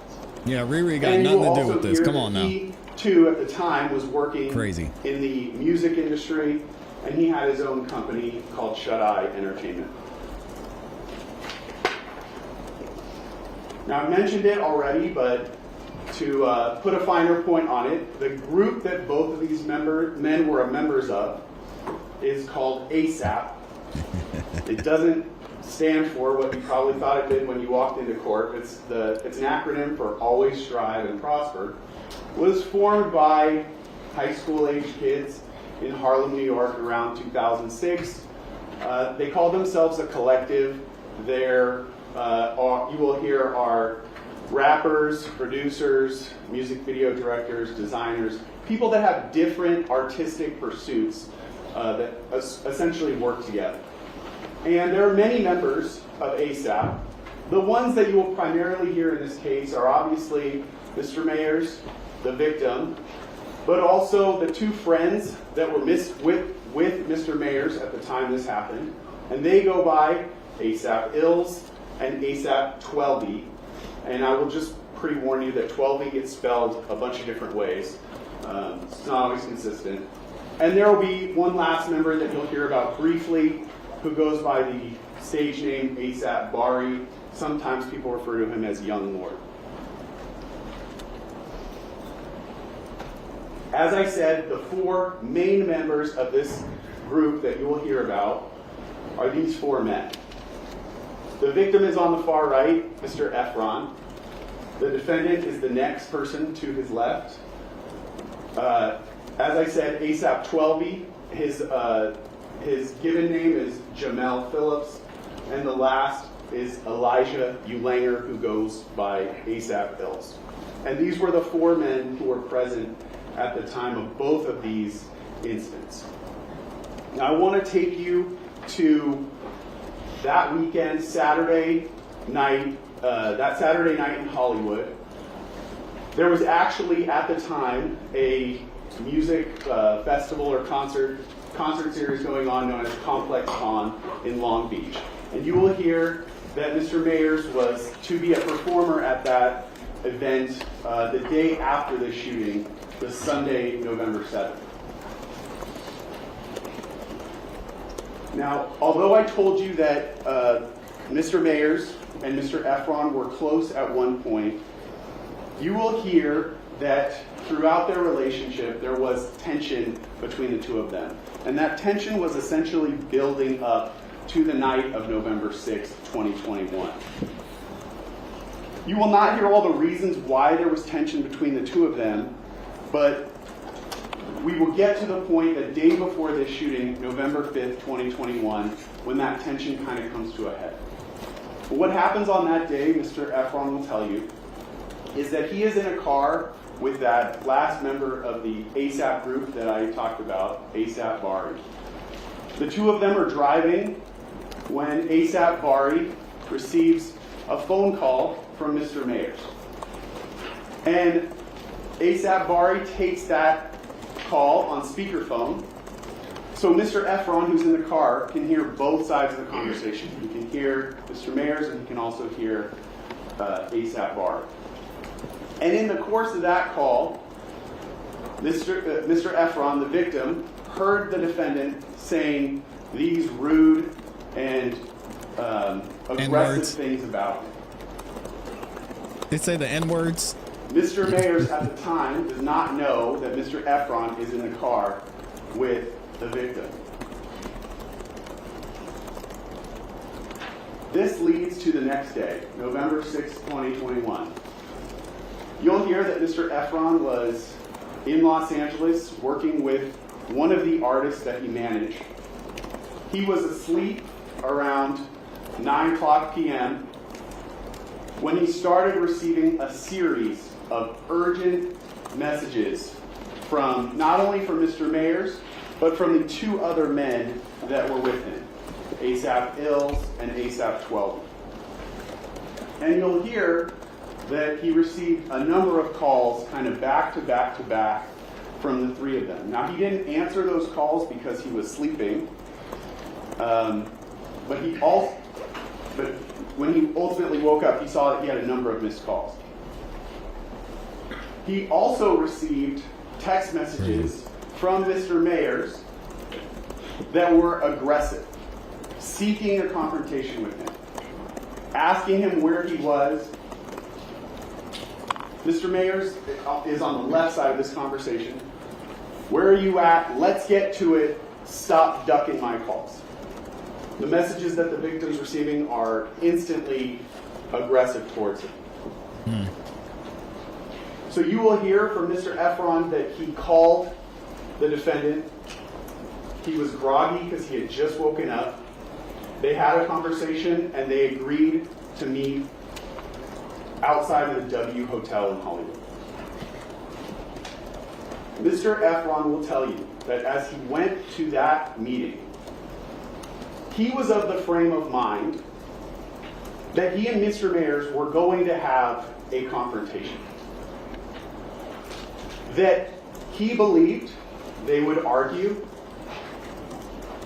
and that ultimately this would lead to kind of repairing their relationship. So they would each be able to speak their piece and essentially fight like brothers do, and that it would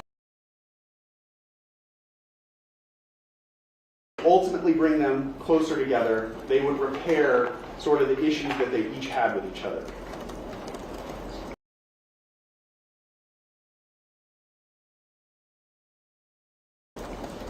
So that's how Mr. Efron is going into this meeting. Now, let's talk about the location where they meet, this location just outside of the W Hotel. You're going to see this map throughout this case. So I want to take some time to walk through it with you so you understand the various features that are depicted here. On the left side of the screen is Argyle Avenue. On the bottom of the screen is Selma Avenue. And on the right side of the screen is El Centro Avenue. Now you can't see it in this map, but if the map were to continue off the top of the screen, Hollywood Boulevard would be just above that. In the middle of this map, there's a small street called Vista Del Mar that it kind of goes north and then forces you to go east. The red arrows that you see here are the path of travel that Mr. Mayers took that evening. So it starts at that mid-block location on Argyle, continues down to Selma, and then up Vista Del Mar, around that corner, all the way to El Centro, and then he made a left turn on El Centro and went above, off the map. The numbers in the red boxes that you see here, 1, 2, 3, and 4, are the 4 different locations where the police were ultimately able to recover surveillance video from. There are 4 different locations. Attached to each one of those locations, you'll see the green triangle and the green, and with a green arrow in the middle. And what that represents is very roughly, this is not meant to be, exact, but very roughly the direction that a camera attached to that building was facing. You will also hear that locations 1, 2, and 4 captured video only. But you will hear that the location with the number 3 captured both video and audio. Okay. So I told you there's 2 incident locations, 2 altercations that happened. The first happens where the yellow box is right now, right outside of that parking garage. The second happens at that corner of Selma and Vista Del Mar. And that's where the firearm was actually discharged, where the gunshots were fired. So the first location I want to focus on is that where the initial confrontation happens. This location is the entrance and exit of a parking structure. This is that parking structure entrance if you were standing in Argyle and you were facing towards Selma. So Hollywood Boulevard would be to your back. And the entrance is on the left-hand side there. And what you will see in the videos, this parking lot entrance has those hanging indicators on from the roof that tell you how tall the garage is, so that if you are driving a tall car, you don't, of course there's a fly buzzing around me, you don't run your car into the roof. This guy. Oh God, there's a fly. And I point that Your out Honor. because when you watch the video, you'll actually see that red indicator as a kind of a line through the video, so you know what that is. At the mouth of that parking entrance, there are cameras that are facing the sidewalk. Those are the first view that we saw. And these cameras capture the initial encounter between the victim, Mr. Efron, who you see there, and the defendant, Mr. Mayers. And you can see that Ills is the first one to intervene to try to separate the two of them. And then at the very bottom of the screen, you see 12E putting his hand to try to also intervene and help separate them. And the jury gasps.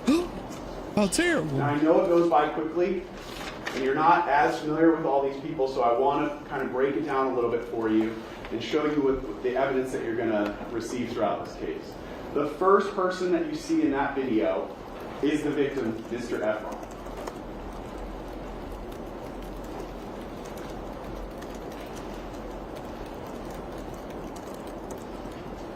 The second person who you see, who is instantly confrontational with Mr. Efron, is the defendant, Mr. Mayers.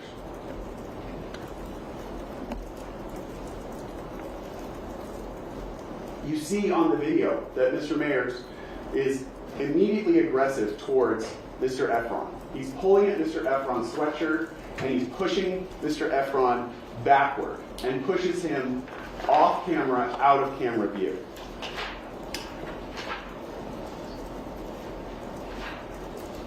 The third person that you see, as I told you, is Elijah Ulanger, who also goes by ASAP Ills, or he might just be referred to as Ills throughout this. If you look closely, you can actually see his stage name embroidered on the jacket that he's wearing there. And what he attempts to do is to de-escalate this situation, to get between the two men and physically separate them. And you'll see good for him. that all three Wasn't of them worth go off screen for a period of time. Mr. Efron will tell you that during the period of time that they are off screen is when the defendant first produces that semi-automatic pistol from his waistband. He pulls it out of his waistband. It was a fake and he's pistol. holding it to Mr. Efron. Mr. Efron will tell you that the defendant pointed the gun at his chest and was essentially trying to point the gun around Ills, who was between them. We don't see that. At the time that he was pointing the gun at Mr. Efron, he was also threatening Mr. Efron. I'm going to kill you. Keep in mind, these men have known each other for a long time. And Mr. Efron will tell you, in his state of mind, he never believed that he was going to be shot. He never believed that the defendant would actually shoot him. And he never was shot. He will tell you that had this been a stranger, someone he didn't know as well, he would have been petrified. As you can imagine, anyone pointing a gun at you would upset you. But he knows the defendant. He knows that Mr. Mayers is not going to shoot him. He knows so much so that he'll tell you he looked at the defendant and said, if you brought a gun, you should shoot it. Why would he say that? That's how confident he is that he knows the defendant is not going to pull that trigger. Now, the fourth person you can barely see on this video as they come back into frame, I told you, is Jamel Phillips, who goes by 12E or ASAP 12. And you can just see his hand at the very bottom of the screen. When they come back on screen, and specifically when Mr. Mayers comes back on screen, you can see the gun in his hand. You will hear that that gun that he's holding is a semi-automatic pistol, or has features that are consistent with a semi-automatic pistol. Right now, as it's paused on the screen, you can see that he's holding that gun behind his back. But you also see the gun come forward in front of his body before he ultimately tucks it back into his waistband. And you will see from the video that there were bystanders. As I said, this is a busy Saturday night in Hollywood, walking by as this confrontation is taking place.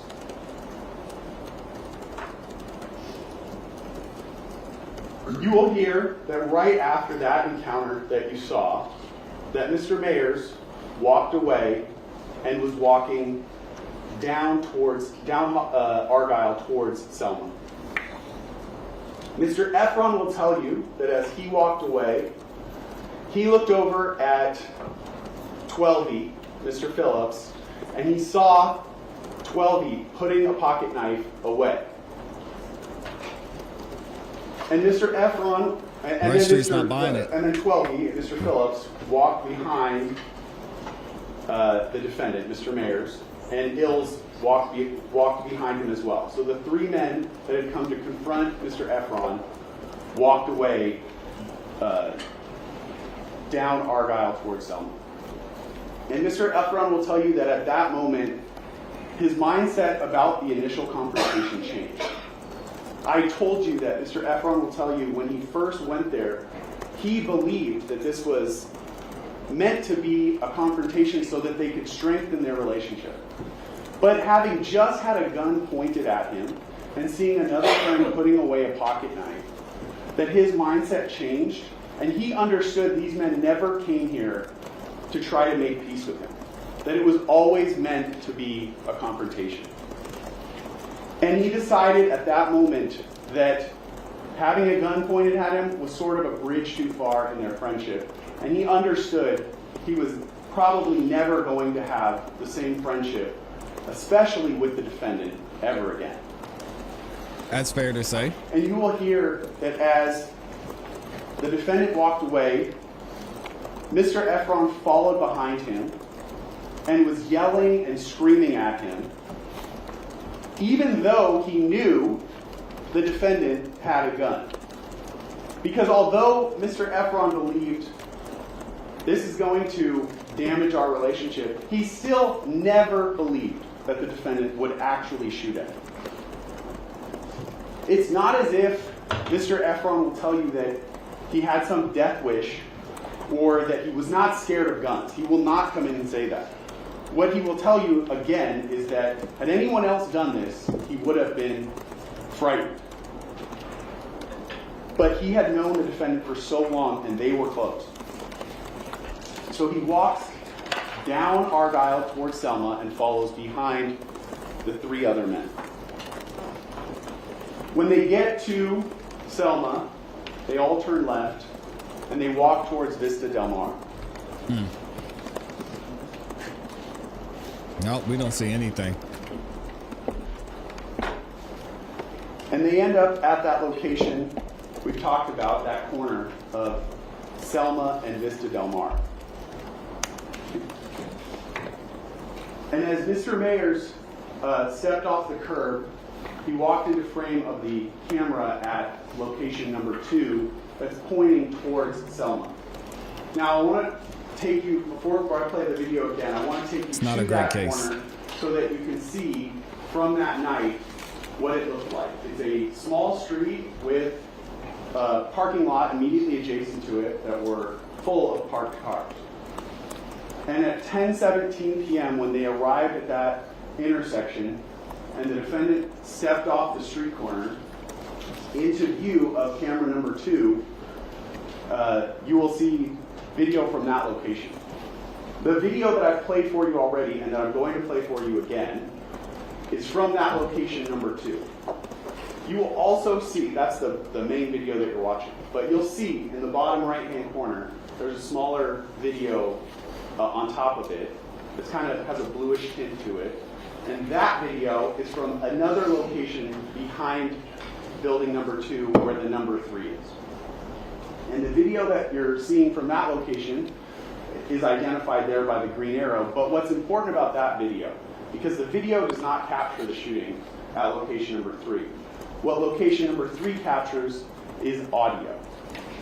And it captures the sound of the gun being fired twice. This is the location number 2, where the camera, the video that actually captured that shooting was. You can see the cameras at the very top corner of the building, and it's about 3 properties away from the location that we're seeing. So again, the video is captured at a distance. It's a admittedly grainy video. It's not the most clear that you could possibly have, but it captures enough features that you can identify who is who when you watch this video. So I told you the main video that you're watching is from location number 2, and that smaller location number 3 is in the corner. Before I play the video, I want to orient you to what you're seeing. Along the top is Vista Del Mar. The parking lot is just out of view of the camera at the top of the screen. Along the top left-hand corner is Selma, forms that intersection. The red arrow is the defendant, Mr. Mayer. And the green arrow is the victim, Mr. Efron.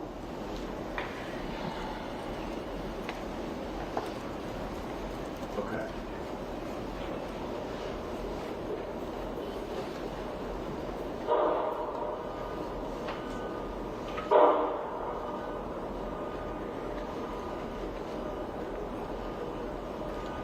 You don't see outstretched arms. This is a terrible video. What is this?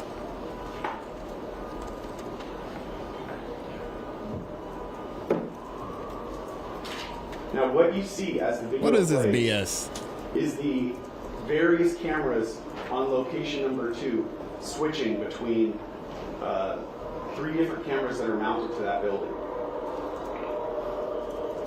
What's important about that, towards the end of the video, you'll see as Mr. Mayers is running away from the location, running down Vista Del Mar towards El Centro, he trips a floodlight that's motion activated. And when you watch the video closely, that floodlight is captured by both locations. So location number 2 and location number 3, those cameras each capture that floodlight turning on. And when you watch the videos together, you can see that moment in time when the lights flash on, line up. And that's how you know the sound correlates with the video that you're seeing playing at the same time from a different location. Now, I told you, we all know the video from location number 2 is from a distance. If you zoom in on the area where this incident happened, and we will play a zoomed in version of this video, what you see is a very pixelated image. But what even that captures still are the colors the individuals are wearing, which is how you can distinguish who is who on the video. You'll see Mr. Efron on the far left. Ills is just next to him. 12E, who's wearing the red jacket, is just next to Ills. And then the defendant, who's wearing all black, is at the bottom of the screen. Again, I understand if you watch this video one time, you may not pick up these features, but as you watch it repeatedly, you'll be able to tell. Yo, look at this BS. I hate to interrupt closing our opening statements, but look at Yo, where are my glasses? Good Lord. And you'll also be able to tell when you watch these videos in sequence, because they walk in front of other cameras that are far more clear, that you can easily identify who is who on this video.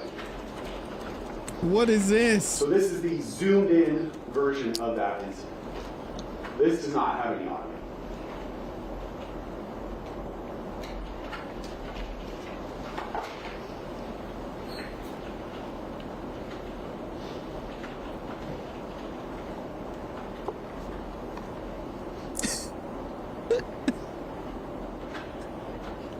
What?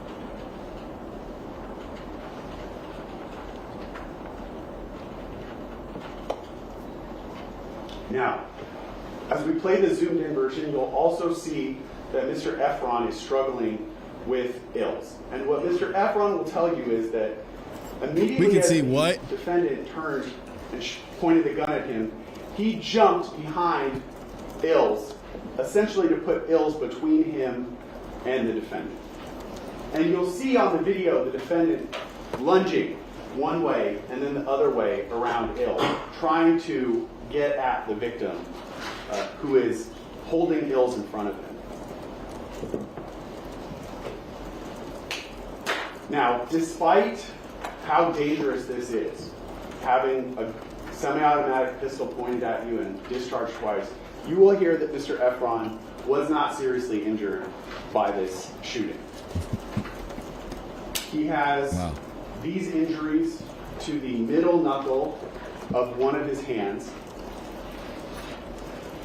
Mr. Efron will tell you that at the time the shooting was happening, he immediately felt a burning sensation to his hand, which led him to believe that these were graze wounds from one of the bullets that was shot at him. That looks like gravel right there. Perhaps they were not. Whether or not the victim in this case was actually shot or injured by this will not be something that you have to decide at the end of the case.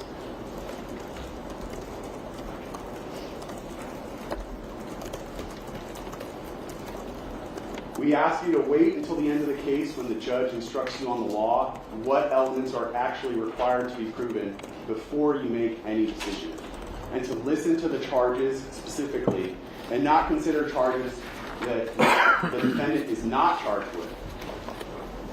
In this case, he's not charged with attempted murder, for instance. That's now, a good before I thing. move on, I want to focus in on the last location that I haven't talked about much, location number 4. Yeah, the footage is bad. That location is a loading dock for this building on El Centro. It's right at the corner of El Centro and Vista Del Mar. And what you'll see in the video from that location is the defendant, Mr. Mayers, and his companion, 12E, walking from Vista Del Mar up El Centro towards Hollywood Boulevard. The arrows indicate their path of travel. They're going to come from that corner and then walk up El Centro. The camera itself is in that red circle. And you'll see this video is far more clear. And you'll see features of their clothing that you can match up to the clothing from the other videos that we've already watched. For instance, I mean, you can see just from Mr. Mayer's facial features that he's the one wearing all black. You can see from his facial features compared to the video from the parking It definitely structure. looked like, And I then, agree. As I said, the various features of his clothing, the rhinestones on the hood of his sweatshirt in both videos, and the design, the rhinestone design on the chest of his sweatshirt at both videos.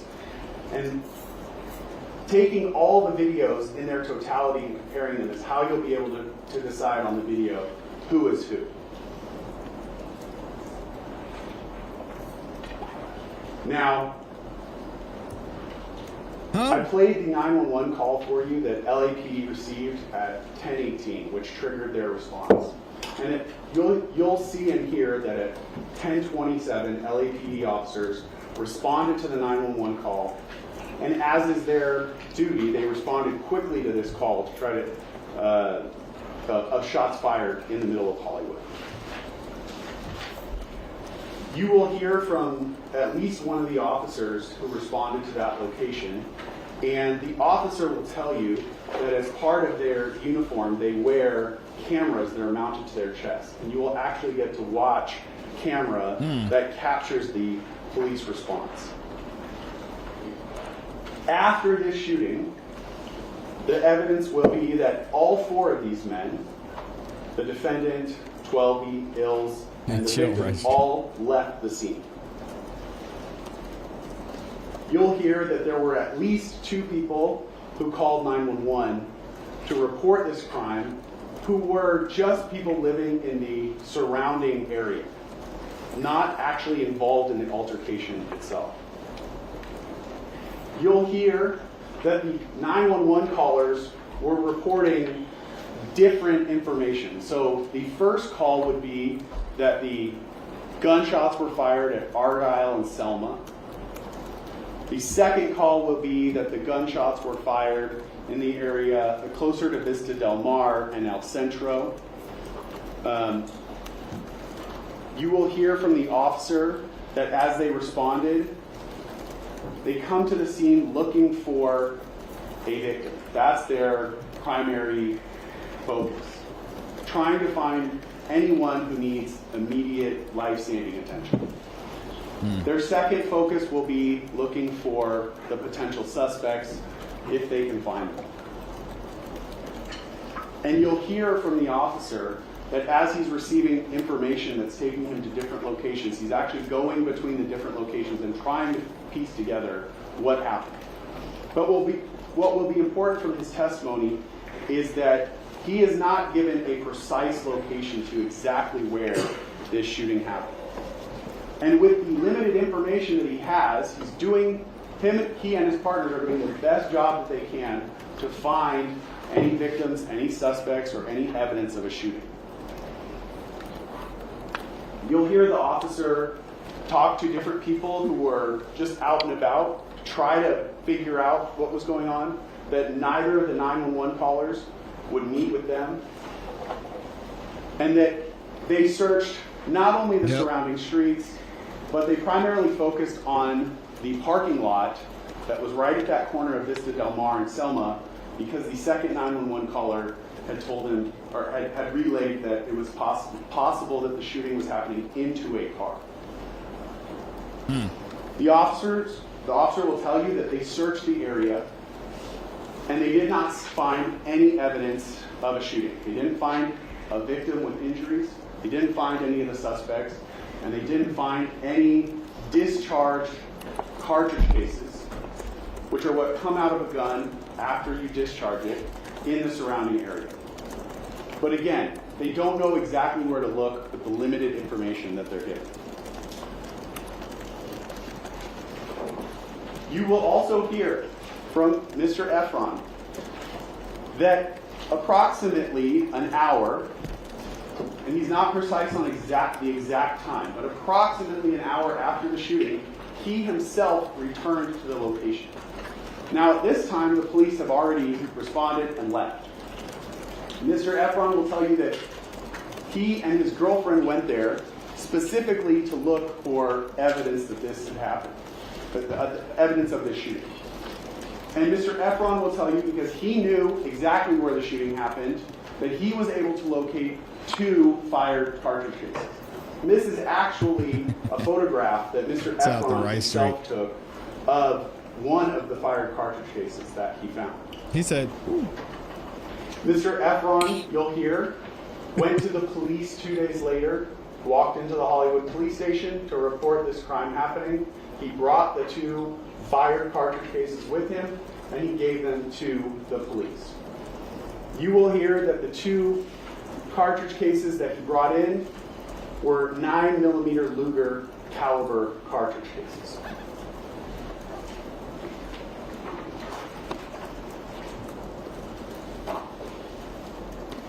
However, you will also hear from Dirty Mr. Efron Dustin that immediately after the shooting, about an hour and a half later, he started text messaging the defendant. And he text messaged the defendant, "You try killing me." That was the first message he sent to him. And you'll hear that Mr. Mayer's response was to deny that anything happened. The defendant, in abbreviation, says, "What the fuck is you talking about? Why are you telling people I shot at you?" Denying that any shooting has even happened. Mr. Efron confronts him again. "You set me up to try to take me from my daughter."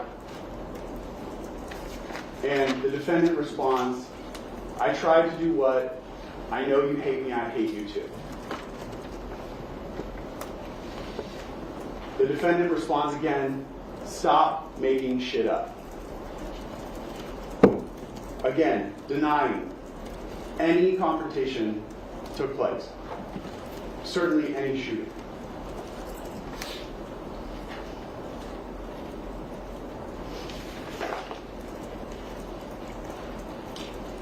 We've already told you in jury selection, and you will hear evidence, that after this shooting, Mr. Efron sought money from Mr. Mayers. Yeah, it's wild.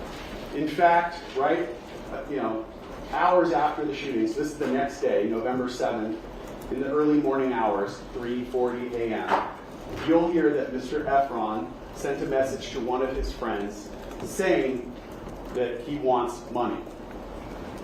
And identifying the reason why he wants that money is because Mr. Mayers shot at him. You will also hear that based upon these two incidents, the parking lot and the shooting on the corner, that Mr. Efron filed a civil lawsuit against Mr. Mayers. At the end of this case, you will not be asked to award Mr. Efron any money. So that consideration will not be a part of your what you're asked to determine. Moving forward in time, you'll hear from LAPD detectives that Mr. Mayer's home was searched on April 20th of 2022, and that during that search, LAPD detective recovered a magazine for a semi-automatic pistol that was 9mm caliber, and that it was loaded with 6 unfired 9mm Luger rounds of live ammunition. You will hear that these items were found in Mr. Mayer's bedroom closet.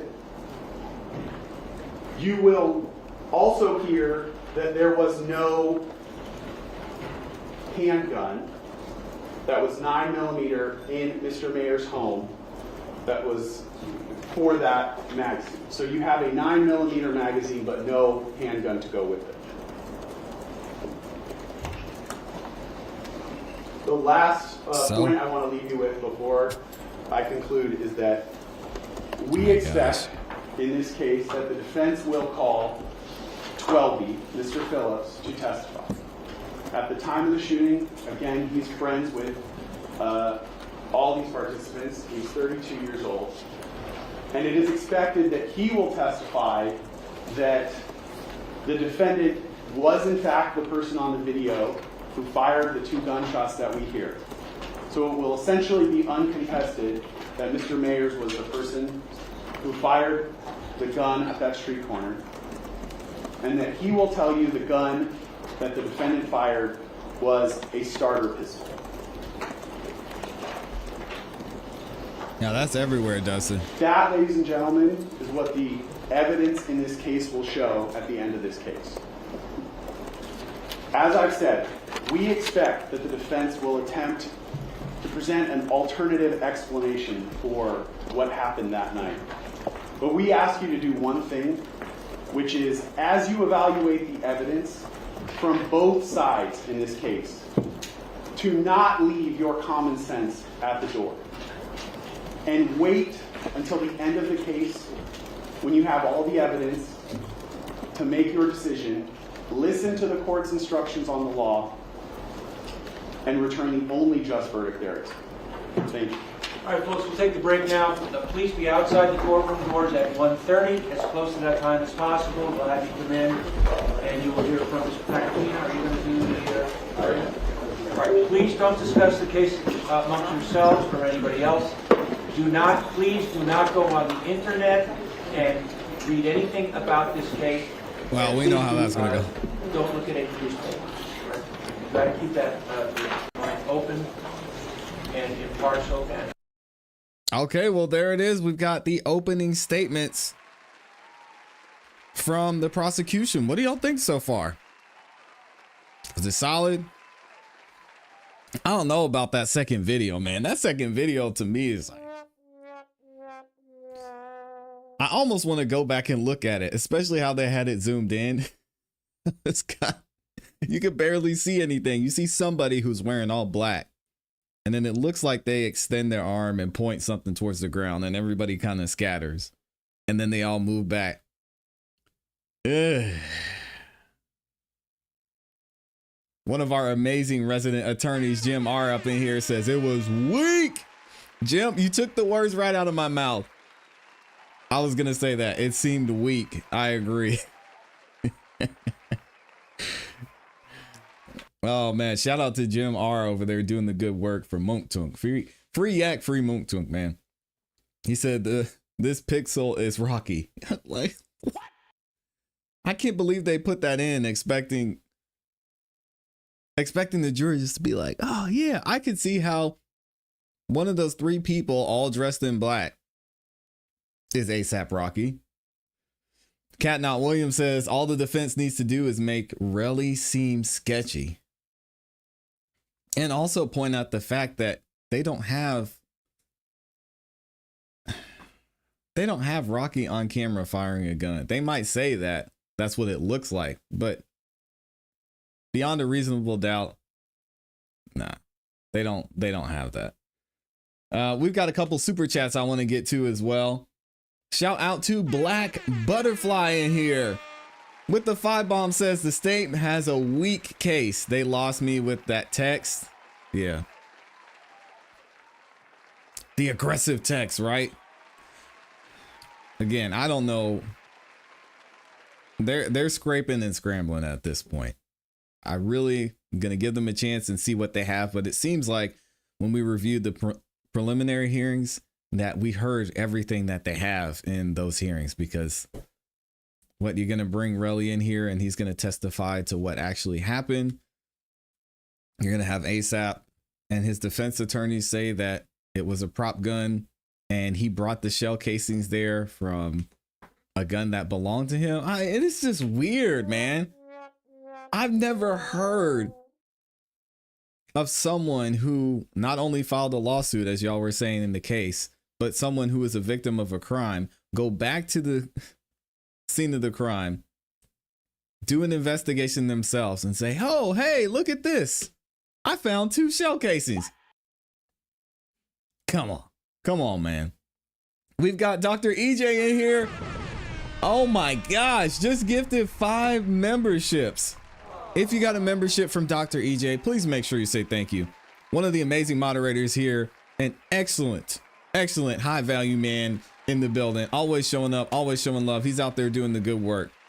Thank you, Dr. EJ, for the support you give every single show. He's always in here showing love, man. And then my guy Rice Street not only gifted 10 memberships, Rice Street gifted 20 memberships. Wow. Absolutely insane. Can y'all do me a favor and type Rice Street in the chat, man, for gifting all those memberships? I might have to call some of y'all out because I didn't see 20 thank yous in the chat. So if you got a membership from Rice Street, make sure you take a second and say thank you. Thank you, Rice Street. Rice Street just had a birthday yesterday, so happy belated birthday, Rice Street. Turning 43 up in here. And he spent the day celebrating with us. Also turned up Wednesday night going into Thursday morning as well. So hey, shout out to Rice Street. Thank you for all the love and support you give. Rice Street has been here since the YSL trials and has been showing so much love the entire time. So thank you so much, man. I appreciate you. And then who else we got? We've got, I read the Black Butterfly. I got that one in here. We've also got the awesome, amazing Amy in here with the super sticker with the 149. Say it's time for some cake. I know we skipped lunch today, but that's all right. We're in here grinding, no days off. If y'all haven't checked out the Patreon as well, just started the Patreon this week. So if y'all want to go check it out, we're going to have some exclusive content over there. I'm going to talk about some of the legal things that we're dealing with on this channel.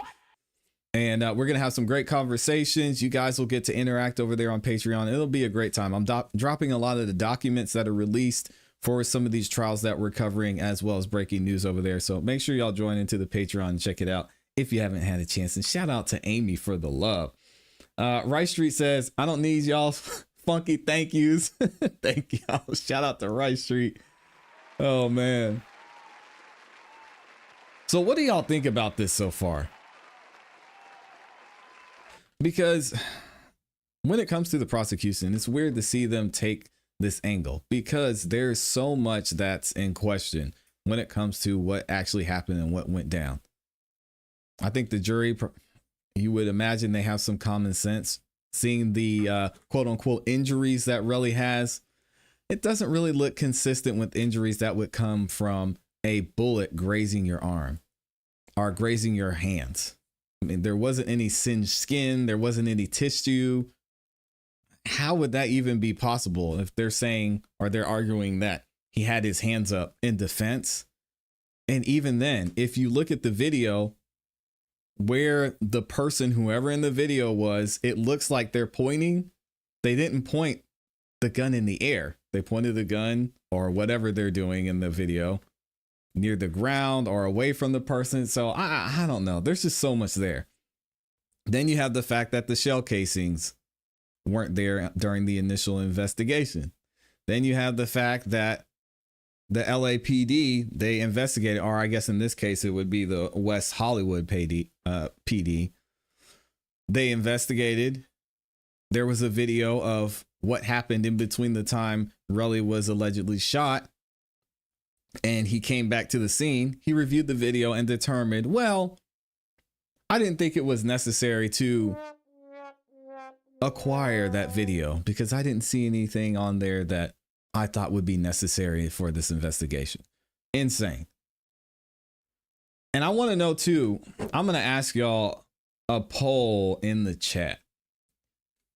And I want to see if y'all think Rocky made the right decision in not taking the plea deal. Did Rocky make the... I'm going to ask this a different way. Should Rocky have taken the plea? And I want to know why y'all think, whatever your answer is, tell me in the chat and let me know why you feel that way. Cat Not Williams says they didn't charge him with brandishing. So yeah, they charged him with 2 felonies. And let me actually, I want to make sure I get the, let me see, the exact wording right.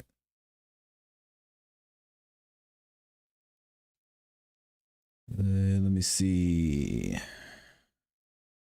I know it's 2 felonies. I want to make sure I get them right. So y'all bear with me a second. And I want to see what this, what y'all say in the poll too. Cat Not Williams says they didn't charge him with brandishing, and no, the opening was weak and the defense knows more than I do. Oh man. I think some of y'all probably could have gave a better opening statement than that. I agree. No, that's not it either. All right, let me just do it this way.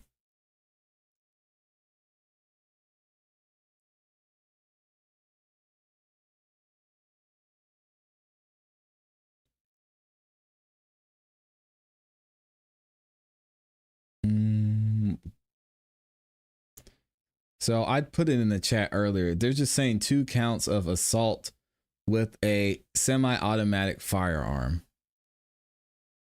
And those are 2 felonies.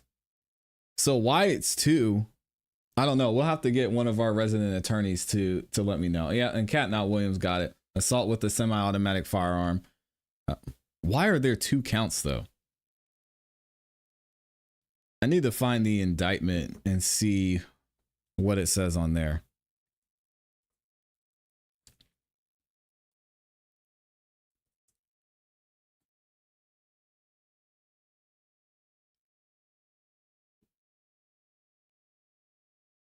Let me see.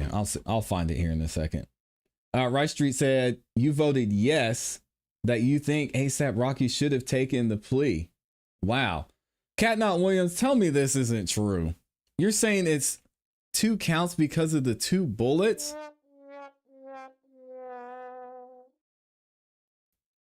So because the alleged victim magically found 2 shell casings. They hit him with 2 felony assault counts. This is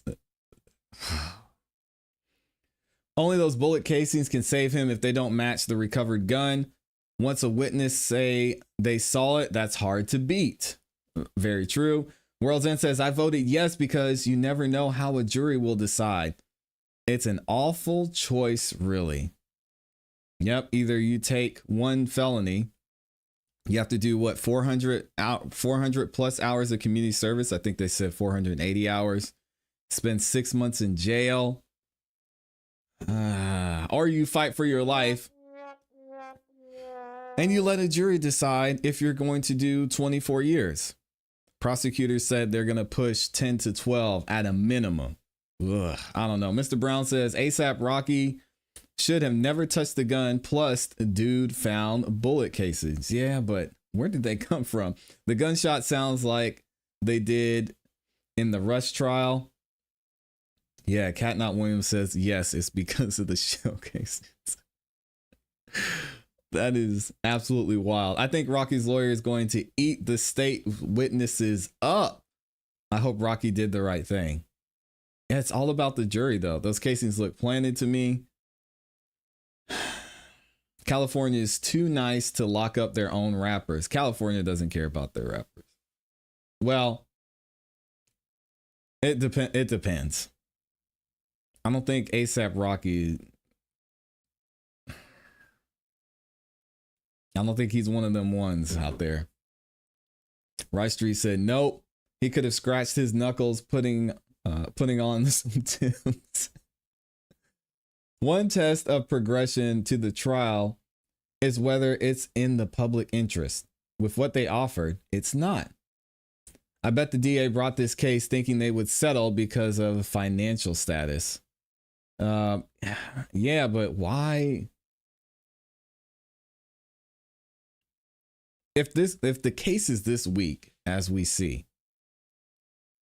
why wouldn't they say, okay, this man has money, he can just fight it? I mean, they offered him 6 months. Now compared to 10 to 12 to 24 years, I could see maybe, yeah, okay, well, we'll just take it and you can sit in jail for 6 months. I don't know anybody that would want to do that. Rihanna's got money to beat this. Yeah, I think ASAP does too.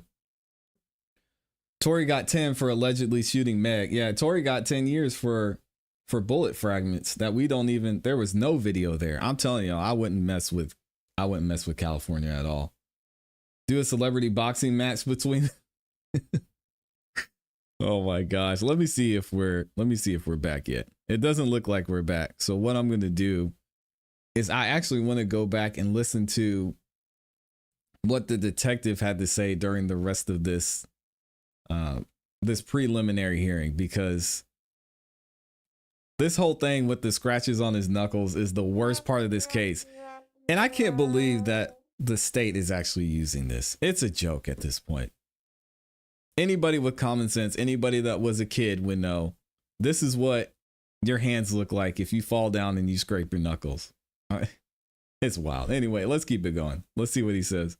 Well, you would agree that if someone is shot at and all they have on them from being struck by a bullet is those 2 little scrapes on the knuckle, they're pretty lucky, huh? Very fortunate. Yeah.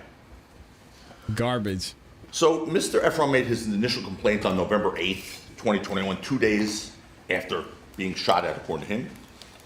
It's fair to say that one of the reasons law enforcement waited 5 months to arrest Mr. Mayers is because it had some concerns about his credibility, Mr. Efron's credibility, correct?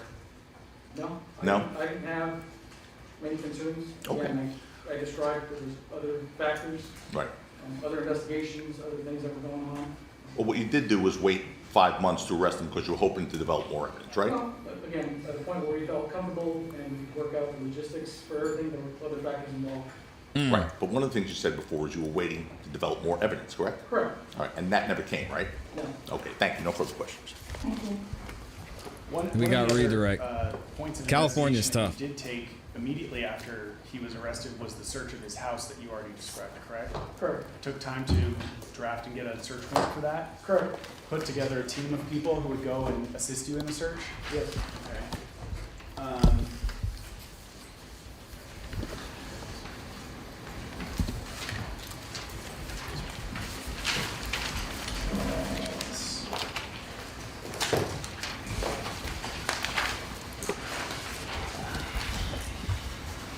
No, I don't have any other follow-up. I'll send you that.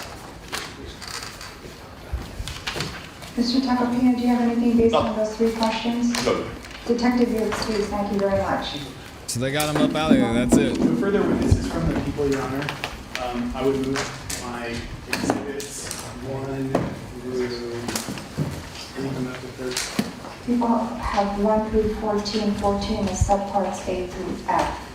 Yes, and I would move all of them and their subparts into Not the evidence knuckles. and simple arrest. And Tina, you were satisfied with the issue of the thumb drive? Thank you. Any objection to people's 1 through 14 being received into evidence? No, Your Honor. Thank you. They are received into evidence on behalf of the people. People rest. Any affirmative defense on behalf of Mr. Mayers? Your Honor, Ms. Kaplan actually, my local counsel reminded me to say something which I think may be obvious, but obviously no objection to be admitted into evidence, those exhibits, for the purpose of the prelim only, obviously. Right? Well, I don't know what that means, Your Honor. Well, it means we're not at trial. This is the prelim only. They are, I'm asking for them to be admitted to the court, meaning the court would retain possession of them, not that they're admitted by reference only, which is, it's my understanding it's not the court's. it's not the court's policy to receive exhibits by reference only. They are received into evidence. They will be retained in the court file should the matter be held to answer up until the next date. Yeah. Okay, that's, I think, what I meant. Okay.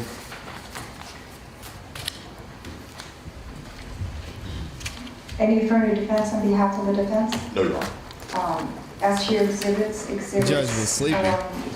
A through F, do you wish to move them into evidence at this time? Your Honor, yeah, the answer is yes, but I think only E really went in. Your Honor, I know. That's right, we collapsed F into E, Yes. right? Okay, you have the. No, Collapse, yes, you're right. You're right. into E, yes. So it's A through E. Yes. Mr. President, you have a question? Here we Your Honor, go. I had previously objected to, maybe if I can see the exhibits, I can give you the exact number, but I know it was at least the first 4. Can I see it? Yeah. That's awkward. The detective's sitting right next to him. Defense A.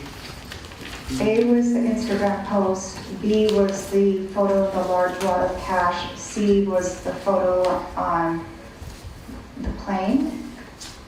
All of these 4 are from Instagram, and I previously objected to them, and my understanding was that the court had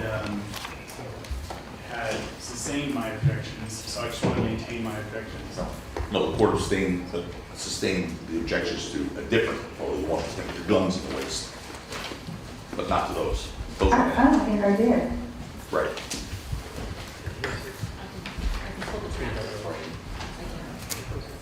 My recollection was that the court ruled they were all irrelevant. They were all post-incident. Well, you got to check it. Photographs. Well, I don't remember at this juncture, so even over objection of the defense, the court's receiving them into evidence, noting that the defense is objecting to A, B, C, and D. You said defense, but it's people, Your Honor. Sorry, just Thank you. clarify.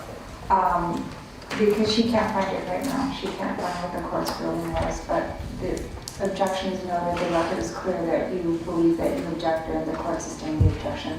That's not the court's recollection, but I have my mind on other things. So. The court is receiving them into evidence at this time over the objection of the people for the reasons already stated for the record. Motion. We're, again, can I have 1 second? Yes.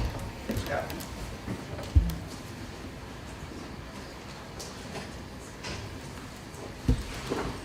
All right, and I think that was the end of their cross-examination of the detective. So I don't know. This detective's going to be back on the stand again, and I think Joe is going to have more heat for him.